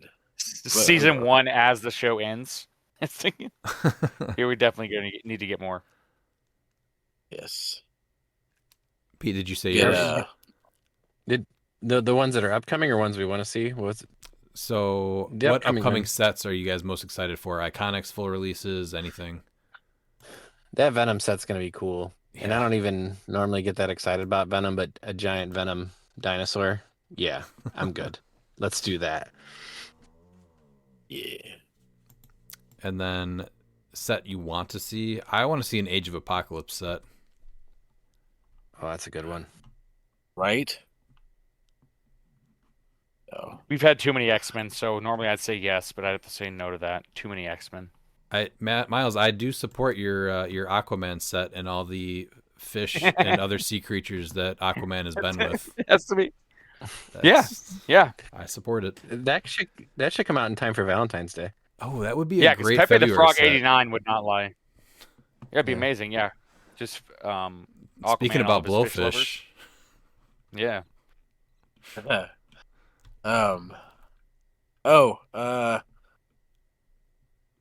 Oh my God. I was thinking about this today. I want a Home Alone Iconics. that one would be my cool. God, that would be amazing. The traps from that. Yeah, Yeah, Oh, Kevin yes. doing The Wet death trap Bandits. mechanics. like arcade, just generating all these different traps that do things. That Well, would see, be that's great. perfect. Like, Well, now I need to get a hold of Goldie Hawn and have him change my my arcade into a Kevin McAllister. Absolutely. That way it's Absolutely. tournament legal. Oh, Leech almost looks like him, doesn't he? You could just paint Leech. Yeah. Yeah, Oh yeah, there you that's yeah. Yeah, Home Alone Iconics, and I want Hanna-Barbera sets, Yes. the Herculoids, and all that stuff. That's our Godzilla. Give me Hanna-Barbera cartoon Godzilla. I don't care No, if they it comes won't. with a Godzuki Pog. That's what Just we'll make get. it. We'll just get Godzuki. We'll get Godzuki with it'll say like God- Uncle instead of Godzilla, since they can't Yeah. technically use the name. Man. Oh God, so many things. All right, well, that's gonna wrap up the questions. Aaron, do you have anything else? Not tonight. If you guys have any more questions that pop up, drop them on the podcast post. I'll jump in tomorrow after I'm rested and answer any more there. Beyond that, let's get ready for King of New Orleans. Let's get ready for States. It's going to be a fun time. If you're going to Birmingham, I'll see you there. It's going to be a fun event because I'm going to cosplay at that event. And then I'll be here in Chattanooga for Silver States. So come get some, fools. I want to play everybody. So if you can make it, show up. Beyond that, King of New Orleans. I can't say it enough. King of New Orleans. Let's go. We'll be there. Miles? Yeah, no, unfortunately I'm not gonna be able to make it to any of those. I do have my Silver States at the end of January looking forward to. We have the sweet D-Gen comics in the works. Might be me, might be Redmond talking as me, but it's going to happen. I'm down to get on that one too. There's so many good books. Yeah. Pete, what do you got? I'm excited for the upcoming Silver States that we're having in Kenosha. I'm excited for the upcoming events everywhere. I won't be able to make King of New Orleans, but I am going to be going to the CCO down in Orlando. So very excited to check that out for the first time. And I just want to wish everybody out there a very Merry Christmas and a very safe and happy holiday season. Yeah, get out there and go play some States events. And remember,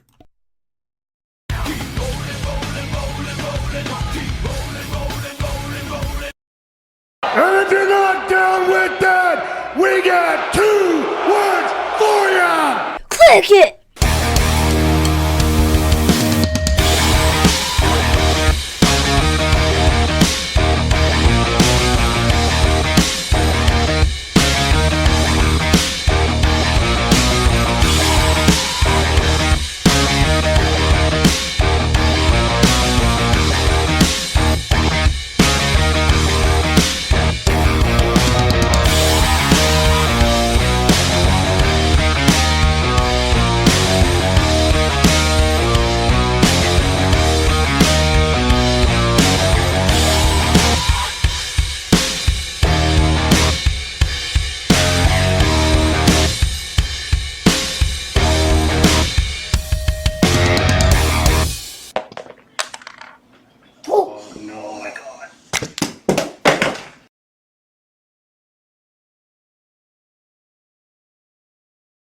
We learned Miguel is not so giant Gonzalez, but USC quarterback Matt Leinart decided to be the weekly Beetlejuice bird, getting to another Rose Bowl. He hit the spear but missed the jackhammer. So many careers ended in that event. We learned one thing. He became Gilbert the moment Juiceberg came out of nowhere from the sideline. The age-old question has been asked. Who's next? No story, just high spots. Just smash and bash, baby.